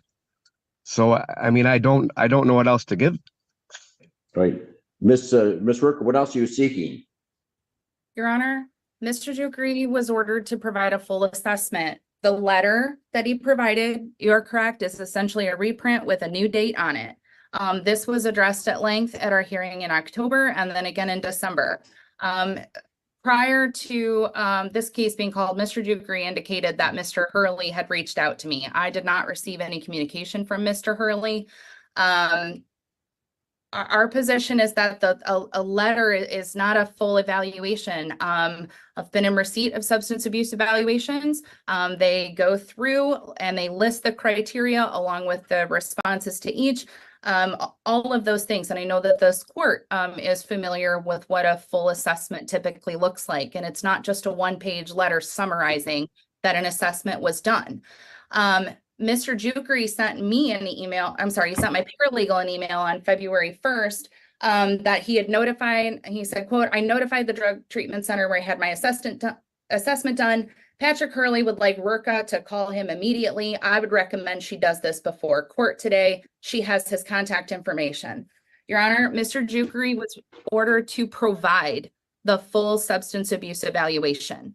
Mr. Jukri has not done that. I am not Mr. Jukri's counsel. I am Ms. Jukri's counsel. I am not going to spend my client's time and money attempting to chase down what Mr. Jukri has been ordered to provide for months. For months. All right, Mr. Jukri, this letter does say that you completed a drug and alcohol evaluation. So have them provide that evaluation. They've just given us a letter. So provide that evaluation upon which they drafted this letter. All we have is a letter. I'm just telling you what their legal team told me today, that is what they provide. But yes, I will have them. I don't know what you want. And this was the same issue we had last time. Well, Like what they can do is get the air follicle test, and that'll clear up a lot of things, I don't have a problem giving you anything. But that's why I messaged Miss Rurka and asked her to reach out to Mr. Hurley to make sure that she had exactly what she wants before today. Because but the legal team there is telling me that your obligation, Mr. Jukri, it's your obligation to, you can, she's got to send subpoenas. Why should Mr. Jukri spend all that money to do that? You can, as the patient, as the individual being evaluated, you can ask them and sign a release that she authorizes them to send all that information to Ms. Rurka. So I think you want to, and I don't know, as part of the evaluation, did you submit to any type of testing? Sorry. You need to submit. I've already done that. And that's why I asked Ms. Rurka to get a hold of Mr. Hurley, because she could have got anything she wanted. Mr. Jukri, you get a hold of Mr. Hurley. So the court. I don't know what you guys want. A full evaluation. I've been assured today by a legal team of 3 different people at this facility that I have given this court twice exactly what you have asked for, and that they would give this to anybody in the country. That this is what they give. Right. All we got is a letter. All we got is a letter. And I don't see any drug test results. Did you submit to any drug testing? The drug test is, the urinalysis is in there with the letter. I submitted that with my change for parenting time. Well, urinalysis, anyone can modify and alter urinalysis. We need a hair follicle test. You told me the last time that I did not need to do the hair follicle because I admitted to you that I would test positive for cocaine. So you said you only wanted the urinalysis. That was your order the last time. If you admitted that you're using, why would the judge then say, oh, you're using, you don't have to do the hair follicle test. Only the urinalysis is fine. You know, something that you can use, not use for, 4 or 5 days and have it be out of your system and then test again and show up clean. A hair follicle test at that point would be the only way to know if you're continuously not using. Okay, but when you are cleared, having no need for any treatment or so forth, but you acknowledge using cocaine, I mean, it suggests there's still an issue. Your Honor, the last time we had court in December, You told me you did not require the hair follicle because I admitted to using cocaine over 2 months ago, and I said it would probably show up in a hair follicle. So you said because of that, you only wanted me to do a urinalysis. That was your order the last time we had court in December. All right. When did you last use Mr. Jukri? It's been months. Okay, well, you need to prove that. I can't hear We you. I'm just have a sorry. letter here. The court agrees that this letter. That is not a letter. So That is an evaluation. That is an evaluation from the drug treatment center. That is not just a letter, Your Honor. Your The Honor, court required an evaluation with the drug treatment center's recommendations. So on there is their evaluation of the DSM-5 or whatever that's called and their recommendations. And that I think the court would know the difference between a letter and an evaluation. You know, the court that orders them all the time. that is exactly what it is. well, obviously, he completed an assessment, a written assessment. They did the letter. So Ms. Worker should get a copy of that assessment. Any other documentation in your file? Your Honor. I would agree. The court did indicate in December that it would not require Mr. Jukri to submit to a hair follicle test. I believe the transcript would indicate he said on that date that his last use was about a month and a half ago. I can't hear anything. We believe that he's continued to use controlled substances because of his behavior and communication with my client over the last couple months. We would renew the request for the hair follicle test. If it has in fact been several months since Mr. Jukri has used cocaine or any other controlled substance, then I would expect he would have a clear hair follicle test at this point. But the urinalysis that he provided, as the court indicated, I mean, that's a snapshot in time and something that would be very easy for Mr. Jukri to plan for in order to do that testing. So we would renew our request for, or renew the request for the hair follicle test at this point. Well, Mr. Jukri, getting the hair follicle test, that's going to put to bed some of these issues. If you can't get the full assessment, then the quickest thing to do the hair follicle test and submit those results to the court to Ms. Worka. Your Honor, every 2 months we come to court and it changes. Another issue is. Hold on, Mr. Jukri. Sorry, I can't hear you. Months ago. But again, obviously, in the court agrees, Ms. Worka, your communications, your behavior suggests you're still dealing with some issues. I'm at work right now, building an aquarium in Florida. Worked myself out of homelessness in the last 2 months. Okay. Got a vehicle, and I've done nothing but work hard. I sent my daughter messages, let her knowing that I'm doing what I can to see her, and now I'm a bad person. No, no one's saying that. Mr. Jukri, you have a health insurance, correct? Not right now. No, I don't. All right. Is Ms. Jukri willing to pay for that assessment? Ms. Worka? The hair follicle test? I have no idea what it costs. It costs hundreds of dollars, which I do not have. I'm still working myself out of homelessness, which is why the last time we had court in December and I told you what was going on, you agreed to the urinalysis. So here we are now. I did what the court asked me to do. I got the assessment, the evaluation, the urinalysis, and now it's not good enough. Ms. Worka, is your client willing to pay for the cost of the hair follicle test? Your Honor, she's nodding her head. I believe the answer to that is yes. Ms. Jukri, you are willing to pay the cost of the hair follicle test? Yes. All right. All right. So, Mr. Jukri, we're going to put in this order that you shall submit to a hair follicle test within 7 days of today's date. At this point, I'm taking all of this to an appeals court. She's going to pay for it. No excuse why you can't do it now. None. Okay, you go to the appeals court. It's at her cost. So it's not costing you anything. Do that within 7 days. That's going to put this issue to rest. At this point, when you go to the lab, you can have if they need payment in advance, you reach out to Miss an app close. You tell Miss Jukri who she needs to send the payment to or the credit card payment and a contact phone number. And she'll make that payment so they can do that test. That should be done within 7 days. The court will note that personal property division is no longer an issue, and that when dad shall up any time in Michigan, when reasonable and liberal, when he gives mom 7 days notice when he's in Michigan, and the reasonable liberal phone contact as long as it's appropriate.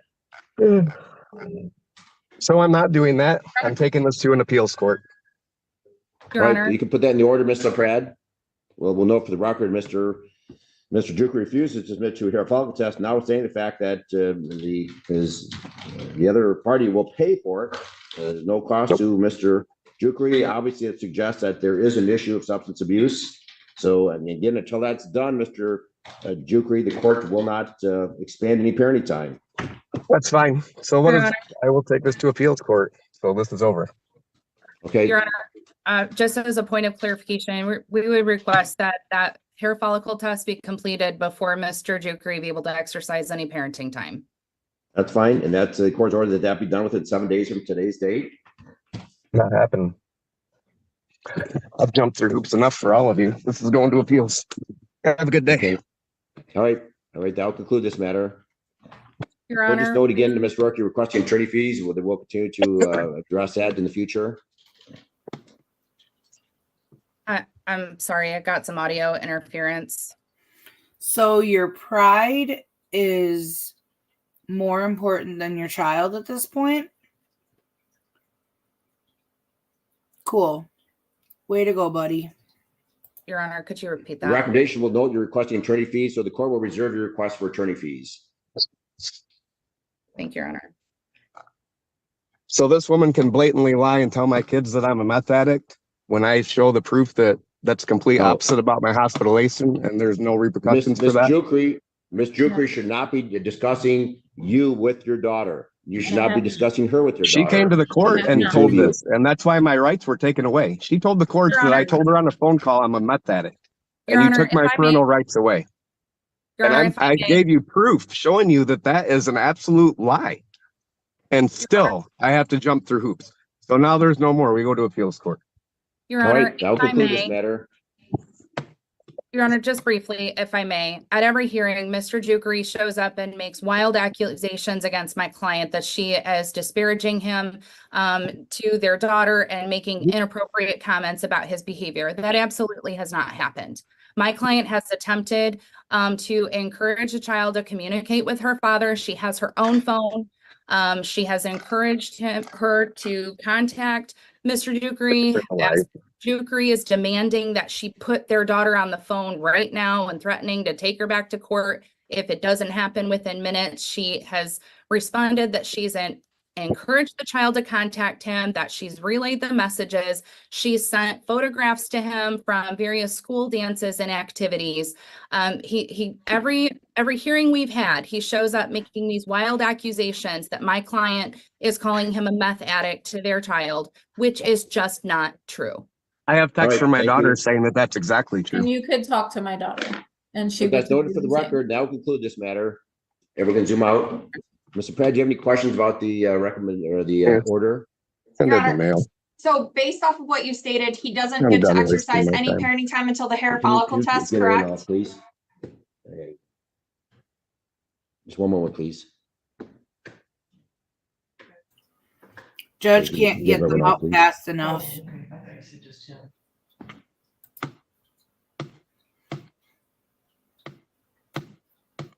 I'm sorry. No parenting time until he does the hair follicle test. Oh, he's gonna go for it. Yeah, okay, that's probably fine. I don't know if he's gonna come up in the next few days, but 7 days, but. Right, he has 7 days to do the hair follicle. She's responsible for the cost, and then you wanted it noted that he refused on the record to do that. Yes, we probably note that. It's probably good just to refresh my memory. But we can still have reasonable liberal phone contact. Yep. So I left the parenting time as is, but noted that he can't have any parenting time period until that hair follicle is completed. Correct. And no discussion of the case with the child, the app post only. Yeah. And Go in the breakout room. Again, I guess he told you he wanted the air compressor, but he told me he didn't want it. Well, because he wanted you to award him the amount for property, which was gone because it's taken 8-9 months. So yeah. Maybe just put a sentence there and no outstanding issues regarding division of personality. I have defendant is no longer requesting the air compressor. Personal property is not an issue. Perfect. Okay. Thank you. All right, let me get that That'll up work. into your queue. Yeah, and you put your attorney fees request by the worker as reserved. Yep, got that one too. What she's requested in the past. All right, thank you. She did. We reserved it the last time, Your Honor. Yeah, we'll note it again though. Thank you. Yes, absolutely. Yeah, no, these are the next two are just as difficult. I know. Josh, you can bring your people in. Did you hear that? The judge is like, oh, this next hearing, they suck just as bad.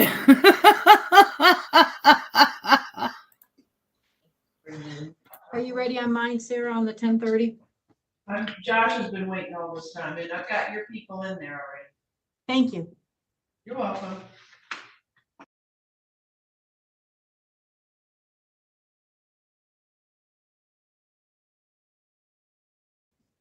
Session, page 2, and Hobson versus Mickey Fox. For the record, this matter is before the court for the purpose of reviewing parenting time, as well as plaintiff's motion for to show cause, alleging that defendant mother did not transport the minor child to the Culver's restaurant on November 26th, contrary to this court's order of November 21st. This hearing is being conducted via Zoom. Present is Attorney Maria Zagorski, representing the plaintiff father, Matthew Hobson. Mr. Hobson is present. In addition, the defendant mother, Nikki Fonce, is also present. Good morning, everyone. Good morning. Good morning. Parties have conferred with Mr. Walker. His recommendation is that the motion order to show cause dated November 30th, 2023 be set aside and no further action shall take place at this time. Suggests that things are going well. Ms. Gorski, is this recommendation good with your client? It is. It was our suggestion. Judge, I misstated in my petition and request for an order to show cause. I misstated the facts on that first Sunday. That Ms. Fonce and the child didn't come into Culver's. They sat in the car and stared at my client, and he was inside. And then the second and third time, he skipped the opportunity to go to work and get some overtime, and he went to Culver's and they didn't show, and he stopped going after that. So he's just come to the realization that we're going to have to let Brooklyn grow up and reach out to him someday. But Ms. Fonce treats this as a big game. She told me that she's dropped off receipts to show that they were there every Sunday. You know, she and this kid sit in the car and they think this is fun and this is cute. And Mr. Hobson has spent the last 18 months, 16 months, trying to fix this problem. He's thrown a lot of time and money at it. He's missed a lot of work and he's ready to call it a day, unfortunately. Yeah, that's unfortunate. Is Brooklyn in counseling right now, Ms. Fonce? You're muted. You need to unmute yourself so we can hear you. Sorry. Yes, every other week she's in counseling. Okay. And Ms. Gorski, does Mr. Hobson know who the counselor is? Does he attempt to reach out to the counselor to see if the counselor can provide him with some insight in terms of how he can repair the relationship with his daughter? Yeah, and this court referred the issue to Ms. Scott, who recommended that he not have parenting time. You know, this is a kid who doesn't get out of the car. Ms. Fonce was told that she just has to get her there. She doesn't have to make her get out, so she doesn't. And Mr. Fonce isn't going to have his parenting time through a car window. So there's nothing more to be done. Okay, it's unfortunate. To Your both Honor. of his parents and Ms. Fonce, you know, obviously your daughter needs to have a father in her life. So hopefully at some point in time, she can grow up and repair that relationship through some counseling. Your Honor, can I state too, I did drop off yesterday the receipts. We actually did go inside and he was never there besides the one time on November 26th. It's a lie. Well, I guess prove it's not it. an issue, so there's no purpose served in arguing about this. It was not an issue anymore, so. Right. The court at this time will adopt the recommendation that the motion for show cause dated November 1st is set aside. No further action is taken at this time. The court just said, once again, encourage you, Ms. Fonce, to Brooklyn should continue in counseling. I've got some issues when she won't talk with her dad. In a public place at a restaurant, he's buying her dinner and she won't do that. I mean, obviously she's got some issues. Not to say dad doesn't have some issues, got to work both ways, but you need, as a mother, need to encourage that. Let her know that she's safe. Dad's not going to assault her in a public place. So hopefully the two of you can communicate and Brooke can reach out to her dad and they can meet someday at Culver's voluntarily without a court order. It's not healthy for this young daughter of yours. Anything further this morning, Mr. Gorski? No, thank you, Your Honor. All right, don't give up, Mr. Hobson. Hopefully she'll come around at some point in time and want her father in her life. I hope so. But, continue to make sure you send her cards for her birthday and Christmas and things of that nature, Mr. Hobson. Don't write her off. She needs you. All right, I guess I will conclude this matter. Court will adopt the recommendation. Thank you. Everyone can zoom out. Have a good rest of the day. Thank you, Your Honor. Thank you. Welcome. Now, that guy I feel bad for. And in that instance, I really think the judge should have fought harder for the guy. But the judge can only act on what's in front of him. And the lawyer and the guy are saying, we're pulling it. The judge can't then say, no, let's give it one more shot.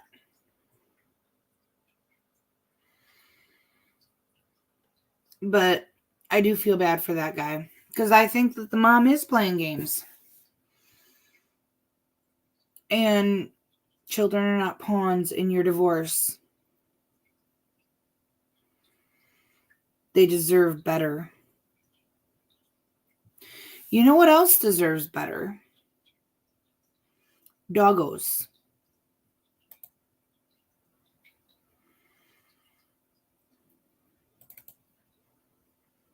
Case number 23-162-590. This is Artrice Jenkins, also known as Blevins versus Angela Atkins. The matter is before the court. They're set for a first hearing.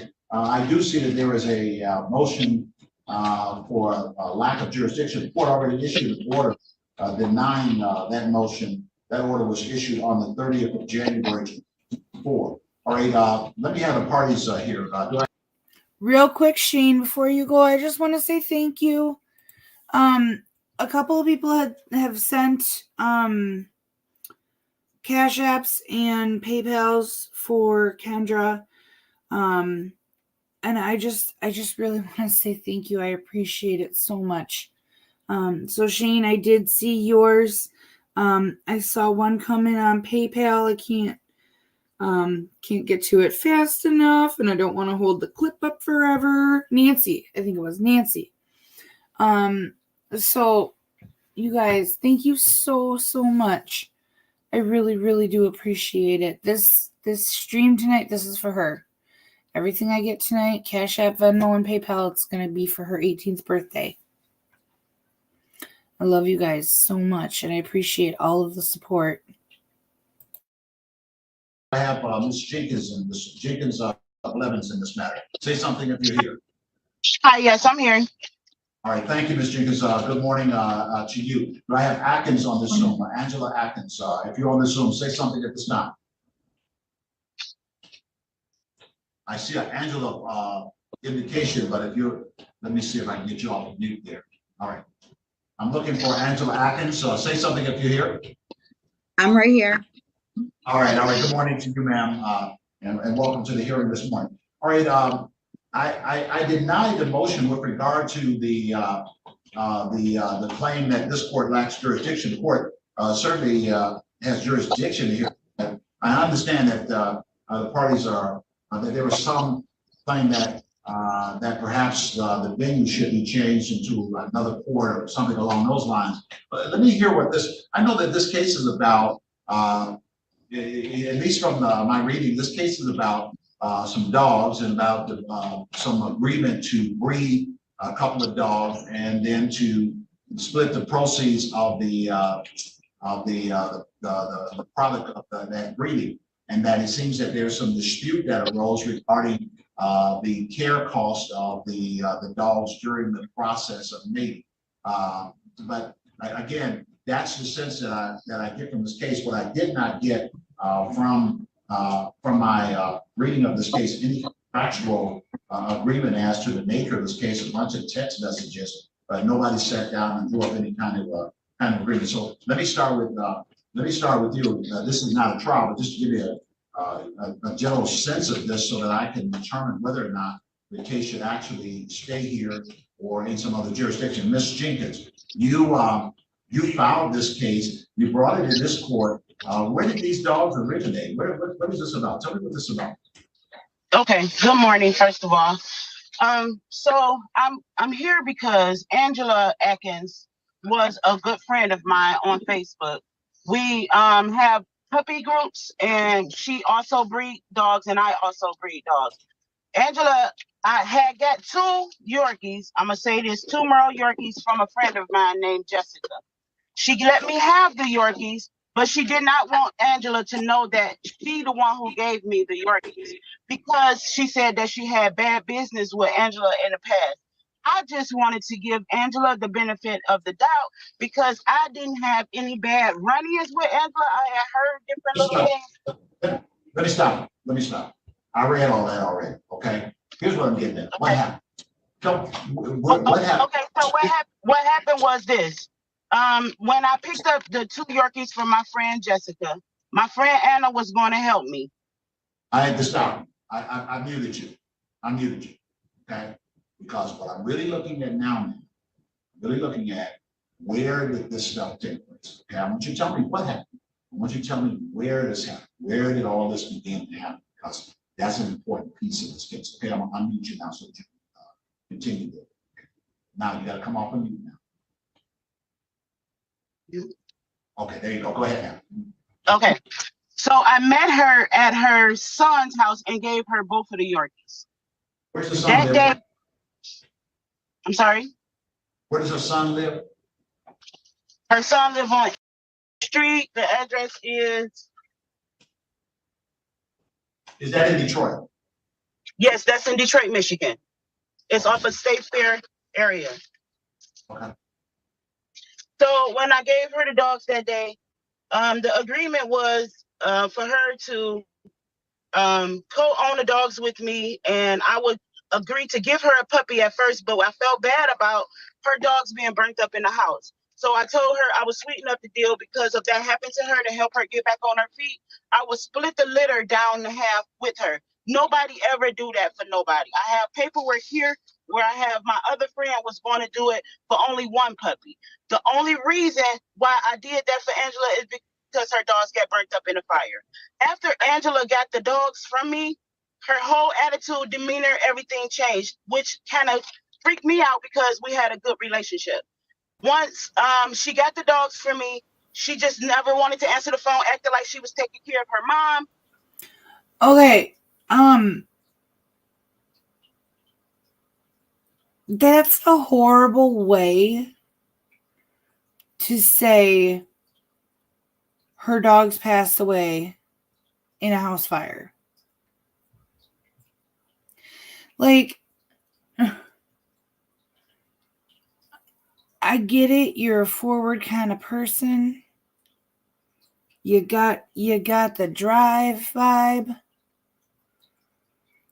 But to say, I felt bad for her because her dog got burned up in the fire. Can you have a little more compassion than that? Just a little.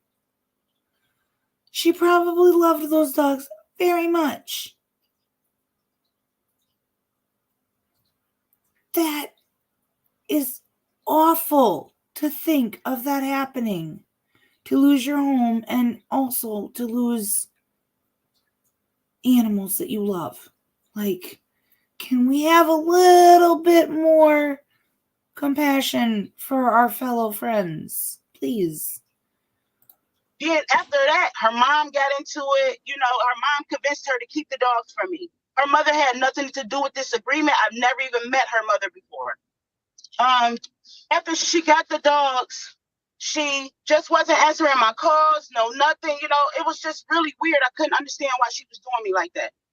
So then it made me feel like, you know, everybody else was telling me that she wasn't no good. She was trying to keep the dog. I talked to Angela one last time on the phone. And when I talked to Angela, she said, Artrice, do you know of have you ever heard anything about the dogs being aggressive? She said, because my grandkids be walking past and then the dogs will start barking at them. I said, oh, well, I never heard about them being aggressive, but if you want me to take them back, then I will. That, I don't know if that set her off and she took it the wrong way, but she just went this texting me all of this long stuff about how much it'll be and all of that. I'm like, well, I don't know where this coming from. I said, because we had an agreement. I said, it was never no money involved. It was always that you was going to get half of the litter. Angela then said, oh, well, the dogs is not messing with the grandkids like that, you know, that they can stay. I just was concerned about it. So I said, oh, that's the only reason why I offered to take them back. All of this happened when I asked to see the dogs.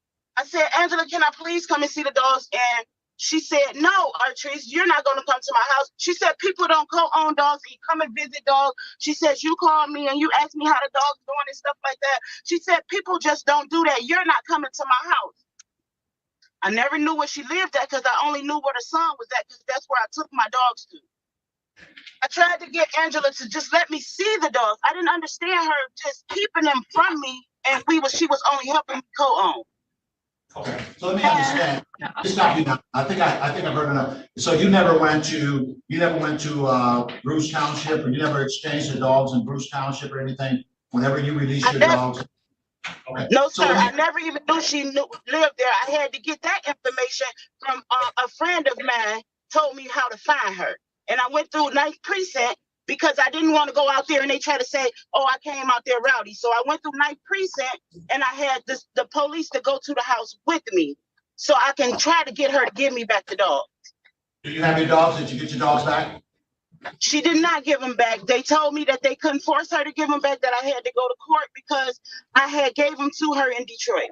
So after that, I begged Angela to meet me at the police station. She said, just give me $400. I got to pay. Okay, I just cut you off again. Okay, you're answering stuff I'm not asking you about. Okay, here's what I need to know now. Did the dogs have a litter? What happened to the, I guess you call it a litter, I'm sorry if that sounds insane. Did the dogs give birth, and what happened to basically? That judge has to be hot on the mute button for this whole event here. He mutes them each a lot. And that this part here, this is one of the most unfortunate things about dealing with issues of animals within the court system, is that they are seen as property and they have no emotional value in terms of the court proceedings. They're only valued as property, and that sucks. I need you to tell me that. So go ahead and unmute yourself and tell me. Unmute yourself. Unmute.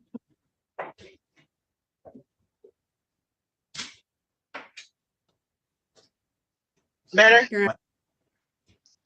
Hello? No, okay. So I don't know whatever happened to them. She blocked me from everything on social media, everything from her phone. So I don't know if when they had the puppies, people were screenshotting it and sending me pictures saying that her mother was posting them and stuff like that. But I never seen a litter. She even forged my name here. I really didn't ask you about that. We'll get into that in the trial. All right. So, all right. Thank you very much, ma'am. Okay, let me go to the other side over here. All right. So, let me talk to Angela Atkins. I don't get why you think this case should be anywhere other than in Detroit. That seems to be where the dogs were exchanged at. But tell me what's going on here, because it sounds like to me that these dogs need to be returned, and if there was a litter, the parties' way of resolving any cost, expenses, or anything else is the splitting of the litter. But again, talk to me, Miss Atkins. Let me hear from you. Okay, I want to solve this today. Dog had her puppies, 2 puppies. They're doing fine. They're both females. I also took the dog to the vet so I could get an x-ray or ultrasound done. I have that here to confirm how many she had in her. I don't mind giving her back the one that had the babies. She's supposed to get a baby puppy and keep the adult, the mother to the puppy. I gave Artress $500 for on Halloween for me to keep the other adult female. Shut your trap, Let Mom. me hear you again on that. Ma'am, stop shaking your head. That's a distraction to me, okay? Just stop all that. All right. You said you gave $500 for what? 1 adult dog. So that settled that. She knows I did breed the older female, and which I did because she said go ahead and breed it to one of my dogs. So that took place. But I don't understand. I'm really having a hard time understanding all this. Yes, I did block her. I didn't block her. I got off of all her social media where she was talking really bad about me. I felt like she's slandering my name. Yes, she got them dogs from Jessica. And after that, the next day, she gave them to me for co-owning them. Under the understanding that when they have babies, she gets a puppy to give to Jessica. And the other one, like I said, was paid for. The puppies and the mother are perfectly fine. She can be released probably around the week of February 20th because the puppies are still nursing. So I hope. Let me ask you, so these are, what kind of, these are Norkies or something? What's the name of these dogs, ma'am? Yorkies. Norkies, pardon me. I need to get better at that. My kids, one dog now, they don't have one. They're 10 and 12. I know I look ancient, but let me ask you. No. Who's that talking? This is Sharon Hughes. I am Angela. Stop. I want to hear from you now. When I come to you, I'll come to you, okay? Just stop. That's the AKA Karen Helicopter Mom. Ma'am, you said something about a $500 payment. Is that what these dogs cost? They cost $500? I thought this was a more expensive dog than that. They are more expensive than $500. But Artrish told me to keep that one, but she needed the $500. So I borrowed the money from my mother and I gave her for the dog that I was going to keep. I don't have a problem sticking to our deal about her taking the mother dog back and getting one female. That this would all be ended. Well, did you get any kind of receipt for $500? Did you get a contract? Anything signed about the dog agreeing to buy the dog? Did you get anything in writing about that? Yes. Where's the paperwork? Okay. And while you looking at that, ma'am, I'm going to ask Ms. Atkins about that. Ms. Atkins, it's indicated that you received $500, a $500 payment, and that payment was for one of the adult dogs, and so the expectation is that you will only return one adult dog, and then the discussion about the offspring. Go ahead, Miss Jenkins, and then I'm coming back to you. Okay, how you doing? That's what I was going to tell you. You cut me off, but the $500 that you said. I cut you off again. Oh, I need you to answer my question. That's what I was going to tell you, but you cut me off. I'm gonna keep cutting you off. I need you to answer my question. Okay, we're talking about some other stuff. You know, my question is real specific now. Okay, my question is real specific. It has to do with this discussion about the $500. That's all I want to know about right now. Obviously, there's a lot you got to tell me. There's a lot the other side got to tell me. I know you have other information, but I need that information to see where this case is. And as we get to other stuff, we're talking about, I'm not trying to let you not tell what you want to tell and let her not tell what she want to tell. I need certain information right now that I need to try and assess where this case is, okay? So I need you to tell me about the $500 in this notion that there was an agreement regarding one of the dogs and so on and so forth. So tell me about that part. That's what I need to know, okay? So I'm unmuting you so you can talk to me about that. Go ahead and unmute yourself now so that you can talk to me, Miss. And for your sake, bring the attitude down just a tad for this judge, because he doesn't take that crap. Okay. Okay, so the $500, I talked to her about the $500 because we were co-owning the dogs together. I told her she can give me $500 and we could continue breeding the younger female together because the older female, she was older and I didn't want to keep breeding her. That was the deal. But we're not partners anymore. You're not, oh, say that again, I didn't hear that part. You didn't. I said that was the deal, but we're not partners anymore. All right, so what are you expecting back? She gave you $500. What are you expecting back from her at this point? I would like to give her back the $500 because our deal was $500 to split the litter with the younger female. The older female is too old to continue to breed.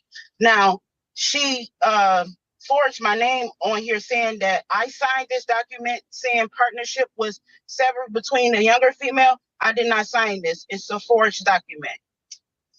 All right, I got it. All right, so what would you be expecting? She doesn't want you to give her $500 back. She wants what she believes she has the right to keep one of those dogs because of that $500. She don't want to accept the money back. So what did you accept the $500 for? The $500 was for me and her to split the litters with the younger female going forward. The first female was too old to continue to breed. Since me and Angela is not going to be partners anymore because she took the dogs from me, I don't want to continue that deal with her. So I would like to return her $500 to her and sever that deal because it's no longer a deal once you ran off with the dogs. That's you signed, you got a deal. You took $500. That's not true. Stop, ma'am. You got a deal for something. What I'm trying to figure out is what the deal is, because she paid.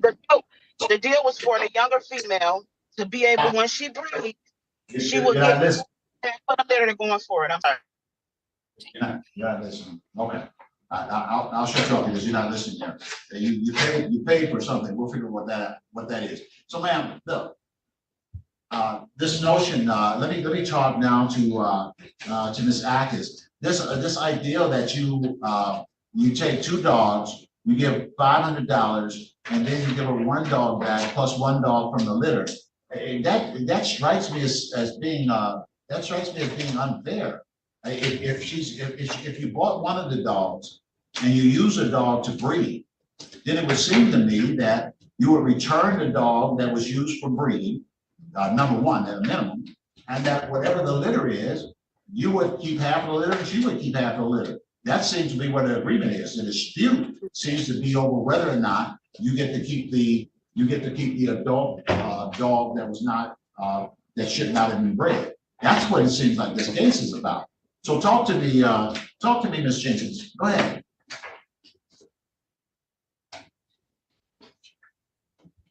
Go ahead and talk to me, Ms. Jenkins. That's what it looks like. Not Ms. Jenkins, I'm sorry. I'm talking to Ms. Atkins. Ms. Atkins, my apologies. Talk to me, Ms. Atkins. Okay, yes, I did pick up two female dogs from Artress at my son's home on Eastburn in Detroit. The agreement was she had called me and asked me, did I want to be partners with her on two female Yorkies? I said yes. She told me that she wanted me to breed the dog to one of my male dogs, which I did, and she had two puppies.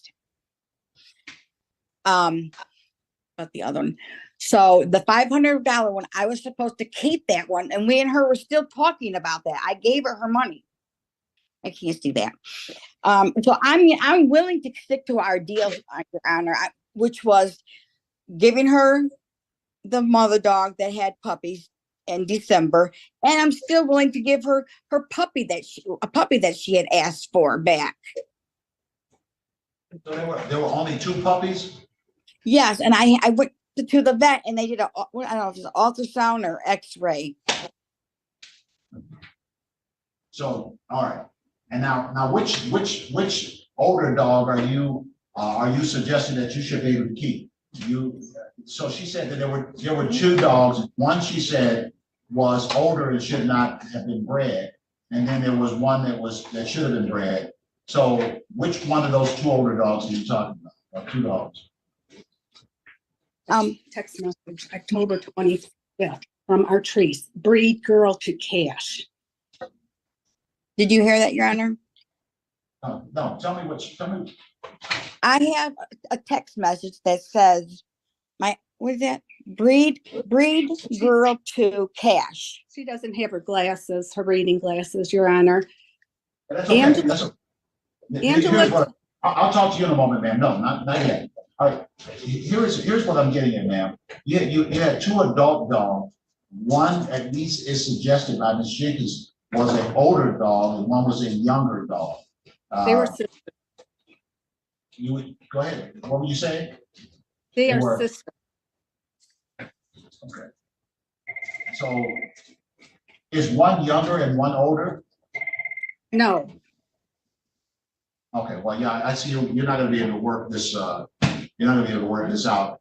Your Honor, can I have a chance to tell you Angela's side of the story and what has taken? Angela told me her side of the story, but why would you need to speak for her? She's a full-grown adult. Yeah, I get you're her mom, but she's like 40-something. At some point, you gotta let your little baby girl grow up. Speaking of which, mine's almost 18. I'm just reminding y'all. Tamara, I love you. Thank you so much. But now, as of this moment, you are officially banned from sending me more money. You have been so amazing. You helped me get the coffee pot, and now you've sent the gift for Kendra, the dog treat. I don't want you to go broke on me. I love you, but thank you so much. And Jenny Green, thank you so much. I really, really appreciate it. I'll let you tell me. No. Here's the problem. She's not an incompetent person. Otherwise, you would have to be her attorney, or you'd have to have documents saying that she's incompetent so that you could speak on her behalf. That's why I keep cutting you off. So this may be uncomfortable for her, but she can't have someone talking for her when she's not found incompetent or that person is not. That's the challenge. But here's what I need you. Maybe you can give me some insight. I'm coming back to you, ma'am. Maybe you can give me some insight. There are 2 dogs that both parties agreed that at some point those dogs were handed over to Angela. There's no dispute about that. Ms. Jenkins says that they came into a partnership, and in fact, both parties say that they were to co-own the dogs. And see, that co-own language is some serious language here, because it means I own it and you own it. So now if I own it and you own it, that's a big problem here when you start talking about these dogs. So the next here is somewhere some $500 is exchanged, and there's a disagreement about why the $500 is changed, but it's exchanged. And Miss Jenkins says that she wants to give the $500 back and just go from there.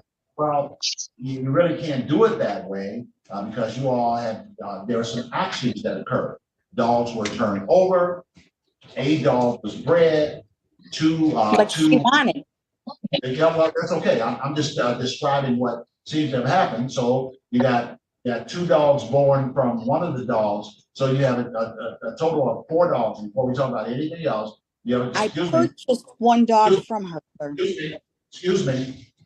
You understand that part is a disagreement. I heard you say that. You already told me that. You purchased it for $500. She said that $500 was something about the partnership. I understand that. Here's my problem. Here's my concern that I'm talking to the other lady. She's gonna tell me her name and tell me a little bit about this.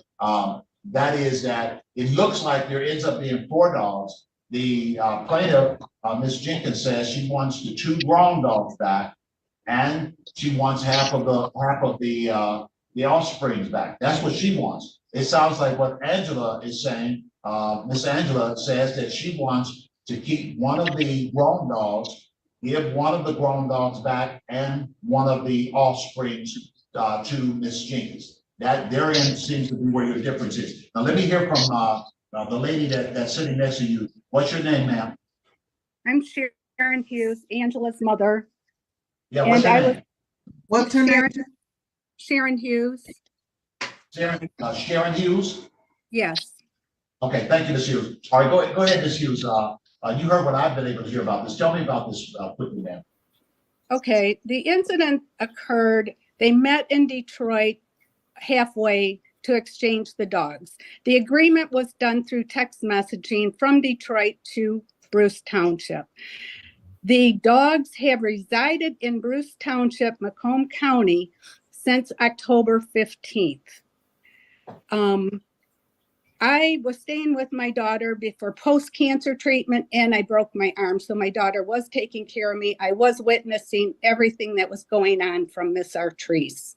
The agreement was that they were in a co-ownership of these 2 adult female dogs. They're about 2 years old, both of them. Artrice had said the agreement was, and we have it through text messages, that Angela was going to care for the dogs and they would split any litters because Becky, her mommy is on her side. Right there on the left side of her hip, just kind of attached. Yeah. And come on, lady, give us new information. Everything you're saying's all been testified to already. Angela has 2 male stud dogs. And so that was the agreement. So October 25th, and Artrice is texting Angela, telling Angela. Let me stop you. Ma'am, you don't have to raise your hand. That's all distracting stuff. That's stuff from the neighborhood. This is court, okay? I'm gonna come back to you. Don't worry about it. I'll definitely come back to you. And I understand that there's a dispute. Go ahead, ma'am. Okay, so on October 25th, which we have the text message, Artrice told Angela she wanted to dissolve the 1 co-ownership with the smaller size dog, and she wanted to sell her for the money. So my daughter says, okay, then if that's what you want to do, how much do you want for the dog? Artrice said $500. So I says to my daughter, I'll go get $500. Let's meet her. We'll pay her. So we met her again at my grandson's house on Halloween, October 31st, which we have a receipt. I have my withdrawal receipts from Co-America, and I provided them to the court. We paid her $500. Her and her husband sat out in front of my grandson's house. We paid her for the smaller Yorkie. So we go back home to Angela's. That was the 31st. Like 4 days go by, and Artrice is texting again that she, she's texting like 6 times a day, which we have the text messages going back and forth. So my daughter has always kept in touch with this lady. So I believe it was Sunday, November 2nd, maybe. I don't have the calendar in front of me. Artrice texts Angela at 6 o'clock at night and says that she wants to come out on a Sunday evening about 7:30 or 8 o'clock at night to visit her dog. And my daughter says, I'm taking care of my mother. My daughter has guardianship of my granddaughter.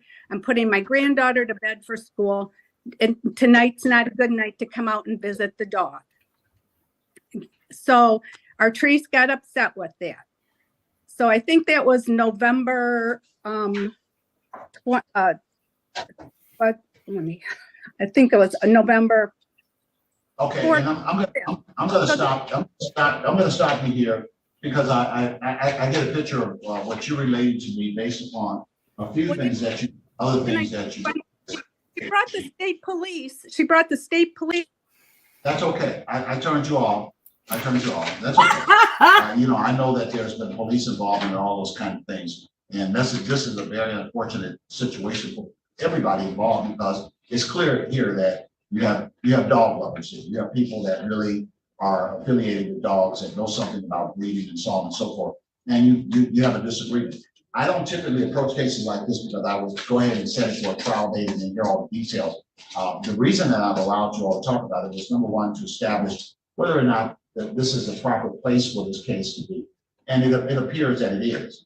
Sometimes there are cases that can be heard and the venue may be proper here, may be proper there, jurisdiction may be proper here and there. It's proper for this case to be heard in this court. The second thing the second reason why I had the parties to talk about this is to see where there is common ground here, to see if there is room to move this case forward. And it seems like there is some common ground, but you got some issues that are tough issues to deal with. Here is a major heartbeat in the dispute that goes on here, and that is that I know that there was $500 transmitted because there is both parties have said that. But both parties agree, or both parties do not agree as to what that $500 meant. And I'm suspecting that there is not a document out there that is a signed document says that I am paying $500 and you are purchasing one of my Yorkies for $500. And therein is where your dispute lies because one party is saying that the $500 was a part of the agreement regarding the co-ownership. Another party is saying that I purchased one of the animals, and that's going to be something that would have to be a proof issue in this case. Here's what the case would sound like to a person that doesn't know anything about it. Here's what it would sound like. I'm not telling you that ultimately what the facts are going to show. Here's what the case would sound like. The case would sound like one lady has 2 male dogs. Another lady has 2 female dogs. They come together and agree to breed the dogs and to share the litter. And so that what happens is that once the dogs have produced, then the lady with the 2 female dogs keep her 2 females, and the lady with the 2 male dogs keep her 2 males, and then the dispute becomes the litter and the care. Or there are 2 dogs that were born according to what I've heard, if there were both dogs that produced, and there are more than 2 dogs that were born, so there are 2 offsprings, and somebody has had to take care of the issues regarding offspring, and so the $500 would be money that would likely be applied to the management of the offspring. Does not appear that would be $500 for the sale of a Yorkie where the parties are agreeing to breed the dogs. That's the part that doesn't make sense. Now, ultimately, what would happen here is a trial would be conducted, and I would let everybody tell me in detail what they wish to tell me and then make a decision as to the outcome. But on the surface, that's what the case sounds like. That's what seems like it makes sense, even though the parties fell apart, even though their relationship went in the wrong direction. This sounds like 2 males, 2 females, breed. Males go back to the person with the male dogs, females go back to the person with the female dogs, and the parties split the litter. They split up the relationship. And so I know that there was a disagreement on that. I also know that without a written document establishing that says that $500 is being paid for a Yorkie, and that the market value of a Yorkie is in the nature of $500. If you got something that shows me that Yorkies sell for $500, then that's going to make the case easier. But if a Yorkie sells for $1,500, or if a Yorkie sells for $2,500, then saying that you pay $500 for a Yorkie in a scenario where the parties are agreeing to breed dogs, that don't make a whole lot of sense. Hold on just a second. Sorry. You have a dog. Yes. What do you have? I have a short. You have a shorty? Short, Short? Yorkie and it's a Yorkie and a Shih Tzu. Oh. Yeah, but it's a mix. Yeah, Yeah, a mix. Do you mind, if you have any idea what they cost? Well, if she has a full red Yorkie, then it's much more than $500. Oh. My dog, Elise, was about about 800. So a full bred Yorkie is much more than $500. Some of them selling for like 1,500, 2,000. Depending on what kind, if it's a full bred Yorkie, full breed, yeah. All right. Yeah, so I have a clerk who has some type of dog. It's not a Yorkie, but a short. So anyway, it sells. Those dogs sell for more than $500. If this is a situation where the parties together just show up, somebody gives somebody a dog, somebody gives somebody $500, then it's easy. This is not where this starts at. This starts at, we're going to co-own these dogs together so that we can produce offsprings from these dogs. And then a $500 payment gets involved without some document saying that I am selling you this dog in writing for $500. That's not what you have in this case. So it is one of those situations where it seems that there, obviously you have a dispute. And I was hoping that maybe I could find a way to help you get to the bottom line on your dispute so you can get this resolved today. But it looks like to me the big issue is going to be how many dogs were produced and why should the player not get the 2 female dogs that she sent to the defendant? Why? The woman in blue started with the 2 females. The woman in greenish started with the 2 males. And they were supposed to split the puppies, and they were supposed to both then get their original dogs back.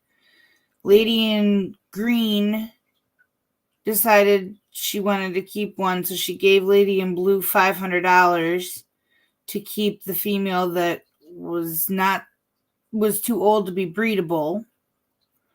Even though there's a dispute on the age of the dog, I believe the woman in blue because they were her dogs. Just wait though, that dispute, there's some audacity a little bit later. Wait till you hear it. Should she get her 2 dogs back since you get to keep your 2 dogs that are part of producing this? And then secondly, how many offsprings are there? Now, if you have offsprings from both dogs, then you got to put all of them in the pool. And here's what could happen if there's offsprings from both dogs. You put both of them in the pool, and you determine $500 was spent to do whatever, and maybe there is an uneven distribution because the dogs have been under the care of Miss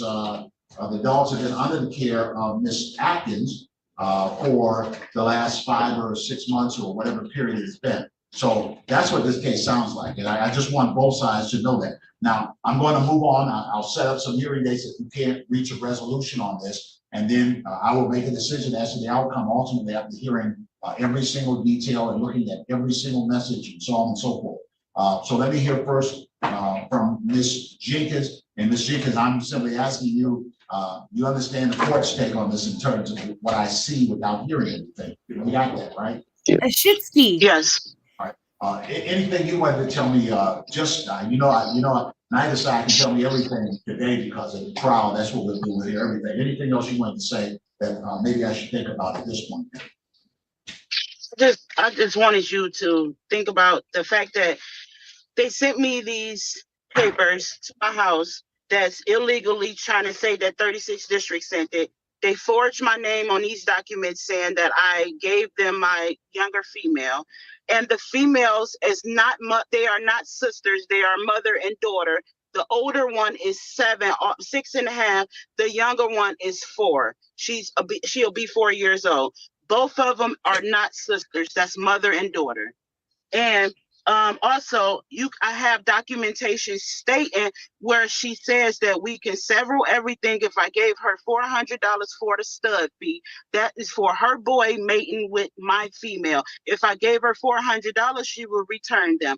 And I have that as well. After that happened, she went to forging documents and everything. That's all I want you to keep in mind. And I would never sell a Merle. She's not a regular Yorkie. I would never sell a Merle Yorkie for $500. If you look up Merle Yorkies, they are top breeds and they go for way more than $500. They start off at $1,800 and better. All right, let me hear from you. I'm sorry, let me hear from you, Miss Ack. Kinda. Wasn't it from a close friend of hers, though? I don't know. I'll have to go back and rewatch that part. But I think she had some kind of a personal relationship with the dogs prior to. Besides, what would it, and you can tell me what you want to tell me, what would it take you to give her 2 dogs back and to deal with this, deal with these offsprings? What would it take to make that happen? I can't hear you, so unmute yourself. Okay. You're still muted, so I'm not able to hear you. So unmute, yeah, unmuted. Okay, go ahead. Start from wherever you, because I wasn't hearing you. Go ahead. I will give her the mother dog back and 1 puppy. Dog only had 2 puppies, and I have papers from her going to the vet. I'm just sticking to my Tree's agreements. That's all I'm doing. I'm not sitting here lying about anything. And you don't pay $100 or $500 for a Merle Yorkie. It's 2-year-old. They're 2 years old, and that's not a puppy. Okay. You can buy really cheap Yorkies. She had no papers. Oh yeah, and she had no papers to give me. Okay, well, again. Agreement. I'm willing to take her the mother dog and 1 puppy. And they'll probably be ready to go around February 20th because they're still nursing, and I'm getting them giving them puppy food and stuff right now. All right, so my question to you is, what will it take for you to give her both of her dogs back? And then you get, okay, well, I paid $500. Okay, we'll have a hearing on those things. Philip Heels, it's a barking cat. Because you got to find a way to do that, because you get to keep both of your dogs. You don't have an agreement showing that the $500 was for the dog. You have an agreement. You guys are doing some breeding together. You're not. Well, you're going to show me those text messages, but I tell you, if you're selling a dog versus this relationship that the 2 of you have, which, by the way, both of you went about this the wrong way, and that's why the whole thing is messed up, because you went about it the wrong way. But let the chips fall where they may. If you've got a situation where you don't have a contract that transfers that dog, and there are multiple discussions about all kinds of other stuff, you have a hard time saying that you got the lady's dogs in your possession, and then you bought her a dog for $500, and then you bred her a dog. You have a hard time. I think you have a hard time establishing that. But I await to see it. So what I'm going to do is I'm going to set the matter up for trial, and I will review any and all documents that any person want me to take a look at to try and decide the outcome of this case. And we'll get to it right away, because I know the dogs need a permanent place to be able to resolve, to be able to live. I've had both of them since the middle of October 15th, I believe it was. You had both of them because you refused to give them back to me when I asked for them. That's the only reason you had them this long, because you wouldn't return them. Yeah. Okay, well, obviously, you guys have the only reason. Well, yeah, go ahead, ma'am. I'll listen to you for just a moment. Go ahead. Can we come to an agreement as far as Artrice taking that mother dog and her 1 puppy that she's entitled to back on February 20th? Well, I don't know that you have an agreement on that. Obviously, that does not resolve the case, but I'm sure that she would take her dog and 1 of the breeds back. But That's not gonna solve the case. She wants both of her, Well, Your adult Honor, I Your understand. Honor, can I say one thing, please, really quick, and I won't say anything else, Your Honor. I just want to state this. I just want to state this. Oh, We're talking at the same time. So let me hear from Ms. Jenkins. Go ahead, Ms. Jenkins. okay, I just want to state this. She keeps telling you that she will return the dogs back, return the one dog back February the 20th. Here's the thing. If you return the one dog, if you giving me back the one female, why do I have to wait until February the 20th when she's the mother of the puppy? Why do I have to wait until February the 20th? That don't make sense to me. If you wanted to give me back my dogs, you could give them back to me now. It's just only fair. I was very good to these people, Your Honor. I never fell out with them. I don't know why they doing this to me. Honestly, I have a very good background. I don't know why I have to do this. Why they doing this to me right now? That's fine. She can take the mother dog and the mother dog and the puppy. She can take them today and she can finish weaning her. Your Honor, she can have the dog. Our only concern is that there's 2 puppies. They're not 8 weeks old. So Artrice is entitled to 1 puppy. Angela's entitled to 1 puppy. But if you take the mother away from the second puppy, chances are that puppy, get ill. So that's where the date comes from, February 20th. If we could please see the X-ray. Yes. I didn't hear you. Ms. Jenkins, what did you say? I was asking, can she show you the X-ray with the dog's name at the top? Hold on, everybody. All right. What happens is as soon as one person starts talking, the other person starts talking, and then I can't pick up anybody. Okay. So hold on a second. Ms. Atkins, Ms. Jenkins, I want to hear what you were saying. What were you saying, Ms. Jenkins? I was asking her because of everything that's happened between me and her. I don't believe everything she say. Is there any way possible she can show you or give you a copy and me a copy of the X-ray so I can know that it was only 2 puppies? Because the size of the female, she wouldn't have never had just 2 puppies. Yes, okay. Of course. All right. So here's what can happen. It seems to me that at least as it relates to the dog that we're talking about and the puppy, if I issue an order for the return of that dog and that puppy, I don't have a problem with issuing it for return on the 20th, where there is an argument, number one, that this has something to do with the weaning the dogs or whatever, because we're at the 6th now, so we only talked about 2 weeks. So the responsibility would be to turn those dogs over on the 20th. If 2 weeks more is needed, then so be it. The second issue is the issue of proof regarding the number of offspring. I would require in that order a copy of a satisfactory X-ray showing the number of puppies, and I believe that Ms. Atkins says that she has that and that she's willing to submit that to the court, and that would be a part of the court order that that X-ray be a competent X-ray be submitted showing the number of puppies that were produced. And my order would also require the signing of an affidavit by the defendant, an affidavit, a sworn statement before the court that the only breed was these 2 dogs from this situation. All right. So that's how we would address that. Releasing the dogs today. I mean, both sides of this are dog lovers for sure.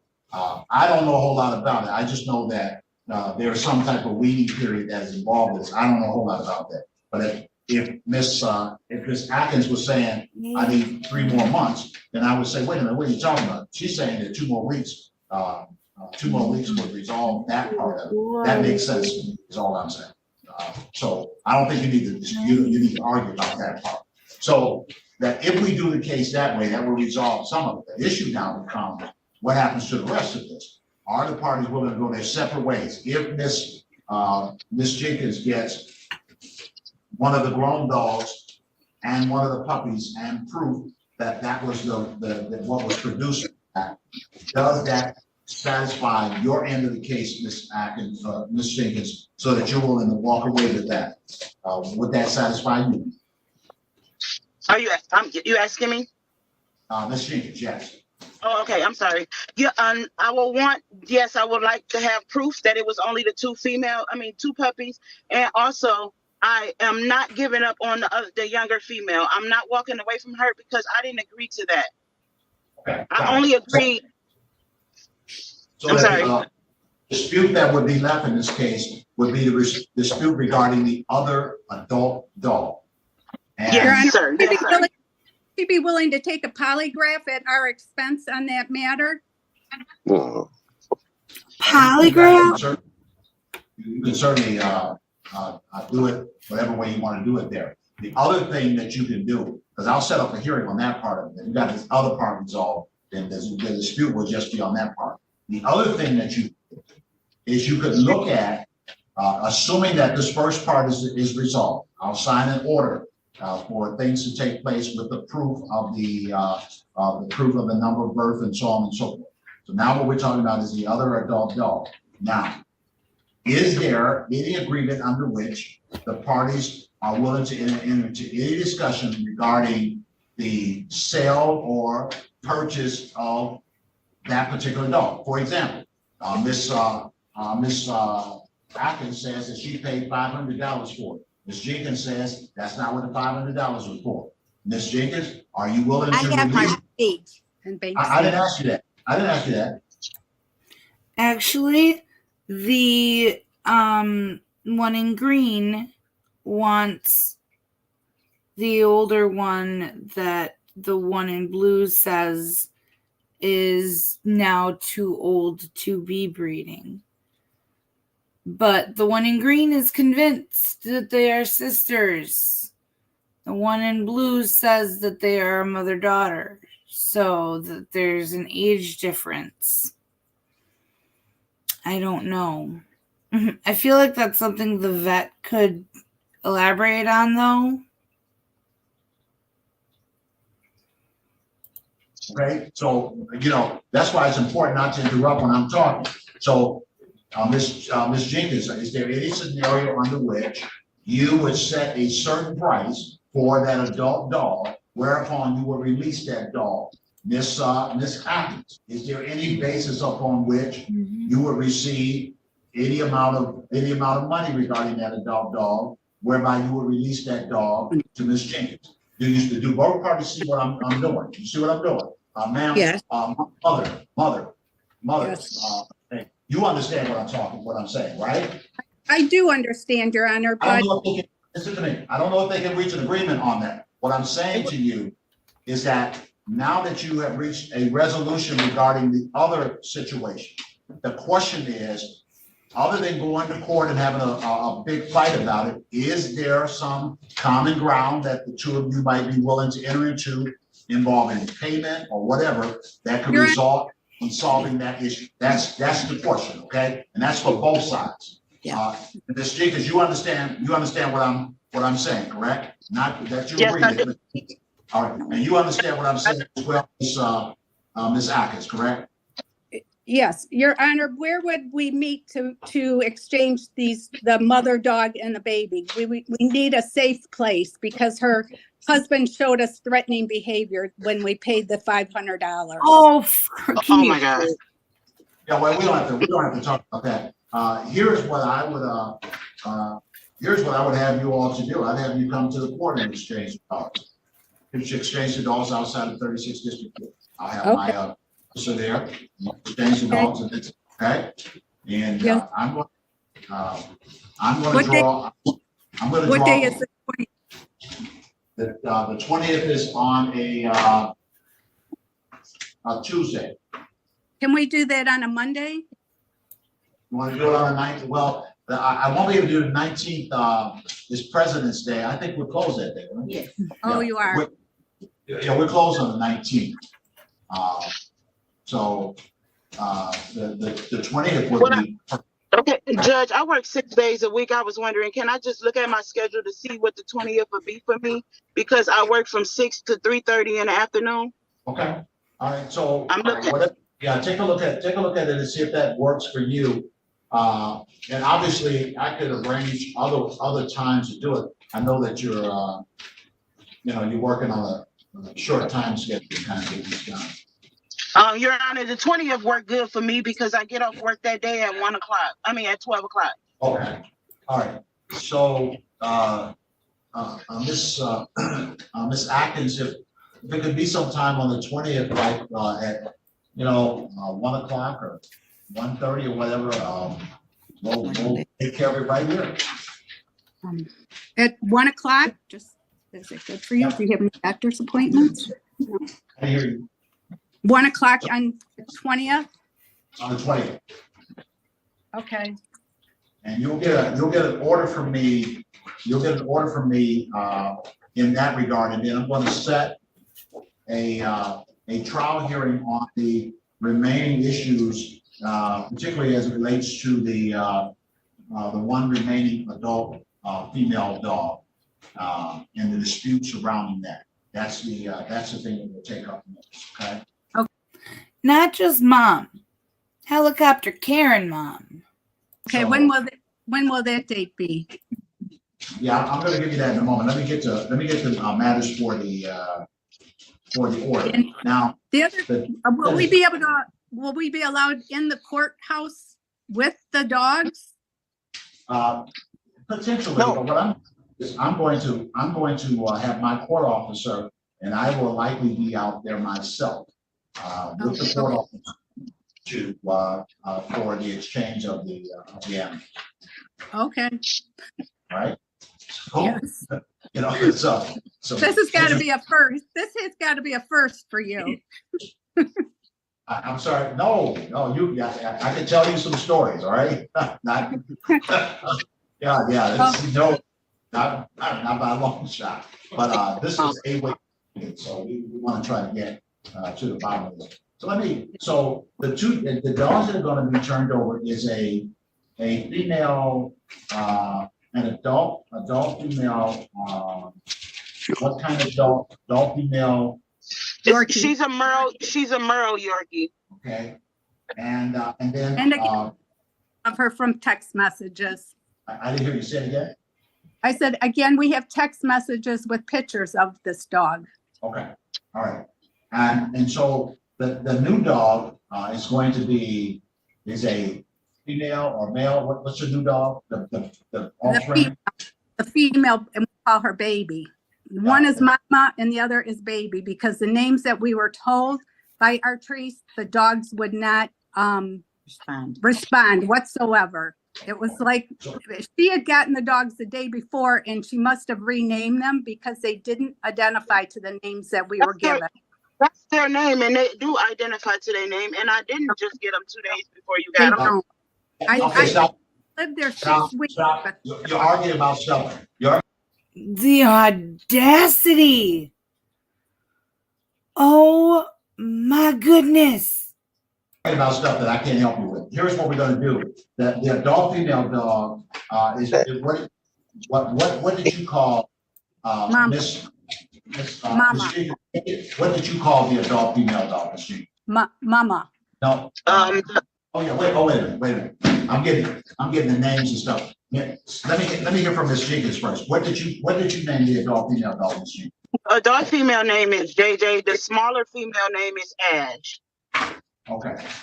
And what did you name the adult female Miss Atkins? Mama. Mama? Yeah, Mama. Yes. Okay.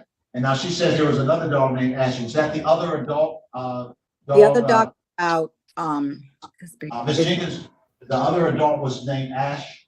Yes, Ash. Okay. Well, we don't have to address that one yet. You're expecting the dog named Mama, right? Or the one named JJ, right?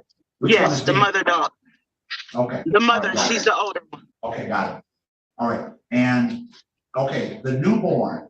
What's the newborn's dog name? Oh, who was it I was talking to? Was it Mama Jamma? I think I got it backwards. I think She just said the mother dog, the older one. So you had it right. She wants the older one that's too old to breed, and then the green shirt wants the breedable one from what she just said. But I don't know. She deserves both of her dogs back, plus one newborn. There's no names, Your Honor. No, okay. No name. All right. So you're gonna get an order from me to be here for the exchange of JJ, also known as Mama, and the exchange of a newborn, no name, and the dogs are Yorkies, also known as Merle Yorkie, and both dogs are female. And they're to be presented at 36th District Court on the 20th of February at 1:00 p.m. For exchange at that time. Right now, as it relates to the balance of this hearing, I'm going to set a trial date on that issue for. Can I do that on the 14th? When? You said the trial date was for what, sir? Just one moment. Well, yeah, you could do it on March 14th. 11. Yeah, you want to do it 11? Okay. 3/14/24 at 11:00 a.m. will be the trial on the issue regarding the dog known as Ash. And what name did you give to the dog known as Ash, ma'am? Baby. Baby. We referred to him as Mama and Baby because they didn't identify to the other name whatsoever. Ash, also known as Baby, there would be dispute there. Now, let me ask you, did Ash get pregnant and have babies? No. All right, got it. All right, so Well, I was told that Ash is pregnant right now. I was told by someone sent me a message and said that Ash is pregnant now and that the mother dog had her babies around Christmas. The mother dog had the two puppies on Christmas Eve, and the other dog is not pregnant. And the other dog has not had any babies since being submitted by Miss Jenkins. To the best of our knowledge, it's not pregnant. Person have the weight of the dog. Thank you. I got it. Would All right. have the weight of the dog. Have a hearing. Of the dog. Somebody else is talking and whatever. All right, so we'll have a hearing on the 14th of March, 11:00 a.m. And that's what the court will make a decision regarding the dog Ash, right? So you get an order from me in the next day or so regarding the 20th, and that order will also have the 14th March at 11 a.m. regarding the trial on the final dog. And we'll address those matters going forward. Again, I urge the parties, if you find any room wherein you can have a discussion regarding how that dog, how you might release the rights one way or the other, either by selling the dog, repurchasing, or whatever it is that you want to do, then maybe you can resolve that issue. If not, then the trial will commence and I'll make a decision as to who that dog belongs to at that time. Right. All right, so I wish you well. Your Honor, will the is the trial date? Is the trial in your courtroom? Yeah, you can do it by. It can be done by Zoom. You can do it by Zoom. Can we do it? Can we do it in your courtroom? I suppose you can come down. Okay. I have to have both parties agree that they want to be here in person. Ms. Jenkins, you want to come in person on the 14th? I don't have a problem with doing that. Okay, all right. So 11 a.m. on March 14th, you'll arrive in my courtroom and we'll go from there. Okay. All right. Thank you. All right, good day. Bring any witnesses with you, persons that you might want to testify regarding things that occurred. If you have witnesses that you want to bring with you, bring your witnesses so that I can hear. I will. Thank you. Good day to both. Thank you, Your Honor. All right, thank you. This is funny. Neither side wants to be the first to log off because they're afraid the other side's going to talk to the judge.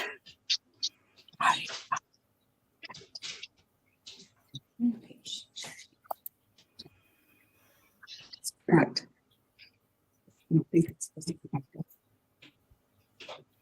Everybody can hang up now. You're all set. Just disconnect.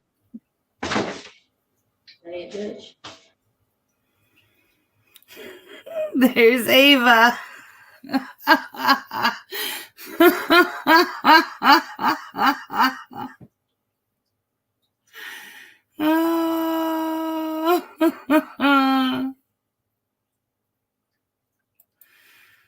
Our baby girl, Ava.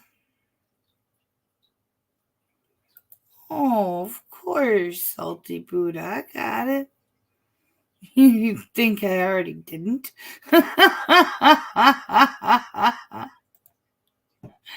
I get the good stuff sometimes. Sometimes it's hard. Sometimes the good stuff just does not want to come. Oh, guys, I would stay on longer, except I have to put that stupid mask on my face. And I really don't feel like streaming with it on my face.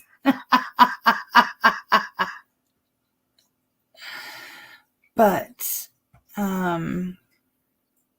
I know.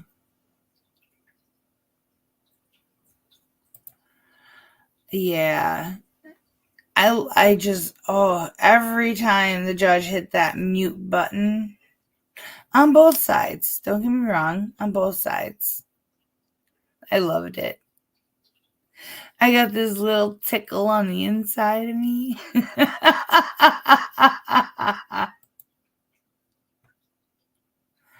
I'm gonna, don't worry. You're welcome. This is what I do. And y'all, don't forget, everything that I get in Cash App, PayPal, and Venmo goes to Kendra for her 18th birthday. I appreciate all of you. And for those of you, I did keep seeing comments about, I wish I could, but I'm not able to. That's fine. I don't expect it from anyone. But I do expect y'all to hit the like button and the subscribe button. And if you're able to swing it, the 99 cents a month membership button. But if you can't, I understand. And I still want you here. And I'm still gonna be doing this. I love y'all. Thank you so much for coming out. You all know the drill. Be safe. Be well. Sleep sweet and much love.